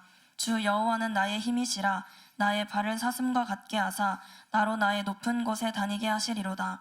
이 노래는 영장을 위하여 내 수금에 맞춘 것이니라. 갑자기 보아가 나오고 바로 그러면서 그런 무서운 심판 가운데 하지만 나는 하나님께서 나를 구원하시겠지라는 생각을 가지고 하나님께 찬양하는, 이게 뭐냐면 맨 처음에 따졌죠, 하나님한테. 그렇죠? 근데 하나님의 진노의 심판 앞에서 가만히 보니까 스치기만 해도 나 죽을 것 같아. 하나님 앞에 겸손해서 갑자기 겸손해지고 하나님을 막 무서운 그 영광을 찬양하고 진노에 대해서 얘기하면서, 하지만 그 하나님이 나를 불쌍히 여기시고 나를 구원하실 것이라는 걸 알고서 갑자기 원망해서 찬양이 되는 거예요. 찬양이. 이 상황을 여러분이 아셔야 돼. 이 상황이 어떤 상황이냐, 무서운 하나님 앞에 내가 아까 우리 마가복음을 통해서 했잖아요. 하나님의 진노의 심판 앞에 내가 어떤 모습인지를 알고 긍휼히 여겨달라고 지금 하는 모습이에요. 하는 모습. 그 모습이 뭐냐, 하나님 보실 때 의로, 하나님이 우리 인간들을 상대할 때 우리가 하나님이 기대하는 모습이라는 거예요. 그래서 그 기대하는 모습이 없으니까 우리가 얼마나 무서워야 되느냐, 그걸 우리가 어디서 알았습니까? 복음 안에서 예수님의 십자가 앞에서 보는 겁니다. 예수님 십자가를 보면서 야, 예수님 아프겠다가 아니에요. 내가 죄로 말미암아 저렇게 고난받고 고통받아야 되는데 내가 아니라니 다행인데 이 죄 때문에 나도 저렇게 고난받고 고통받고 저렇게 처절한 지옥에서 영원히 고통받을 거 생각하니까 하나님 앞에서 내가 갑자기 쪼그라들면서 하지만 우리는 뭐냐? 예수 그의 대속에 죄사함의 약속이 있기 때문에 이걸 가지고 하나님 앞에 나 죄사함 약속이 있으니까가 아니라 그 진노의 심판 앞에 불어서 덜덜 떨면서 하나님 앞에 불쌍히 여겨주세요 하는 이 모습 있죠? 이 모습하고 이 하박국이 지금 하나님 앞에 따지다가 하나님의 심판의 목소리를 듣고 했던 모습하고 똑같은 거예요. 모습상 이 모습이 뭐냐, 하나님 보실 때, 하나님을 보실 때 하나님이 의롭, 너 구원해 주는, 너 심판을 피할 만해라고 하나님이 인정할 만한 모습이라는 겁니다. 무조건 막무가내로 살려주세요가 아니라 우리는 약속을 가진 사람인 것이고, 하박국도 그 하나님께서 저 무서운 심판 가운데 나는 그래도 구원하시겠지라는, 이렇게 구원해 주세요라는 막연한 것보다도 이렇게 하나님한테 기대고 불쌍히 여기는 이런 모습 가운데 나는 그래도 구원 받는다는 그 사실 가운데 뭐가 나 없어도 돼, 망해도 돼 이렇게 무서운 진노의 심판 가운데 나는 그 심판에 휘말리지 않고 살 거 생각하니까 다행이다 라고 하는 게 이게 찬양이에요. 찬양. 이게 뭐냐, 우리가 바울이 지금 얘기하는 거야. 다시 로마서로 와서 우리가 들은 복음 가운데 우리가 믿음을 발견했잖아. 그 믿음이 이제 이 모습이에요. 하나님과 우리의 모습. 이 모습이 우리가 했으니 처음부터 믿음, 아직도 믿음, 오직 이런 믿음의 자세 가운데 우리는 구원받았는데, 하박국하고 틀린 게 뭐냐, 우리는 예수 그리스도의 피에 죄사함의 약속을 가졌기 때문에 회개하면 용서받는 이 약속 때문에 얼마나 다행인지 모른다. 다행이다, 감사하다라는 이 모습이 하나님이 기대하시는 모습인 거예요. 그래서 우리가 매일 회개하라는 것이 회개 어떤 모습을 해야 되냐, 계속 우리 참 잊어버리죠. 예수님의 십자가의 복음을 자꾸 잊어버려요. 그렇죠? 그 십자가의 복음이 남 얘기 같아요. 항상 그 십자가가 내 십자가라는 걸 잊어버리면 안 됩니다. 예수님의 고난과 죽음이 바로 내가 죽어야 돼. 내가 지옥에서 당해야 될 수많은 고난과 고통이라는 거를 적나라하게 내가 인정하고 받아들여야 되는데 그냥 십자가 세자로 그냥 퉁쳐버리니까는 하나님 앞에 내가 무서운 게 없는 거야. 하나님 앞에 내가 불쌍히 여달래 이 모습이 없는 거예요. 이게 이제 믿음에서 떨어진 것이고, 바울은 계속해서 이런 믿음의 모습을 하박국 선지자를 통해서 하나님께서 우리가 보여주셨고, 그것처럼 우리가 그 믿음, 하박국이 오직 의인은 믿음으로 살리라라는 하나님 앞에 그 말씀의 고백을 가지고 그 믿음의 자세로 내려간 것처럼 우리도 예수 그리스도의 십자가의 복음 앞에 그렇게 해서 구원받았지 않냐. 야, 이게 정말 우리가 받은 구원이고 이게 우리의 복음이야. 너네도 그거 알아야 돼라고 지금 뭐냐? 로마 교회에게 다시금 설명하는 겁니다. 예수 그리스도의 생애의 속에 있는 의미, 믿음으로 구원받는다는, 믿음으로 구원을 받는다는 그 의미를 내가 너희와 함께 나누고 싶다라는, 그 구약에도 써있잖아 라고 얘기하는 게 1장의 내용이에요. 이게 어려워. 이것만 이해하면은 로마서 전체가 이제 풀리는 건데, 저도 항상 제 얘기야. 저도 처음부터 이거 알았으면 얼마나 좋아요, 그렇죠? 몰랐죠. 200번 읽어도 모르고. 근데 우리 교회 와서 담임 목사님 목소리 들으면서 계속 설교 들으면서 하나님이 원하시는 자세와 기뻐하시는 자세와 또 성경을 통해 계속해서, 여러분들보다는 제가 그래도 성경을 좀 더 봤잖아요, 그렇죠? 그냥 흘려 있는 게 아니라 그래도 왜 얘기했나 계속해서 찾아보면서 하박국도 다시 여러 번 읽어보고 로마서의 그 어떤 내용인가 앞뒤 문맥도 다 따져보고 하니까는 여러분들 지금 설명해 드리는 거예요. 이런 내용이 바로 로마서 1장 17절에 있는 오직 의인은 믿음으로 말미암아 살리라고 바울이 얘기하면서, 그렇게 우리는 하나님 앞에 의로울 수 있는 믿음을 복음을 통해서 가졌잖아. 이 복음 내가 설명해 주고 싶어 라고 하는 게 서론입니다. 서론. 이해 가세요? 이게 참 이해 안 갈 수도 있어요. 저도 한번 처음에 들었을 때, 처음 알았을 때, 여기까지 올 때 여러 번 성경 읽고 또 담임 목사님 목소리 들으면서 맨 처음에 왜 저렇게까지 해야 되나, 왜 이렇게 회개해야 되나, 왜 항상 이렇게 십자가 하나. 저도 그냥 다른 교회 보면은 항상 주님 안에서 기뻐하는 노래, 찬양, 그쵸? 십자가 없이 그냥 주님은 사랑해요, 주님이 나의 친구예요, 이런 노래 막 듣고 그러면 참 평안한데, 우리 교회는 맨날 피피피피피피 하니까, 그죠? 보혈 하니까 이게 참 이해가 안 갔는데, 성경을 보니까 하나님께서 원하는 믿음의 자세는 항상 하나님을 어떻게 인정해야 되느냐, 하나님이요, 다 하나님이래, 다 예수님이래, 다 복음을 믿는데요. 근데 그 안에서 하나님께서 진짜 내게 주고 싶은, 하나님 앞에서 내 마음가짐, 내가 알아야 될 진실이 무엇인지 우리가 제대로 안다면은, 장담하는데 이거 제대로 이해한다면은 그 사람은 한국 전 세계 기독교인 중에 1% 안에 드는 1등급이에요. 1등급. 장담합니다. 장담.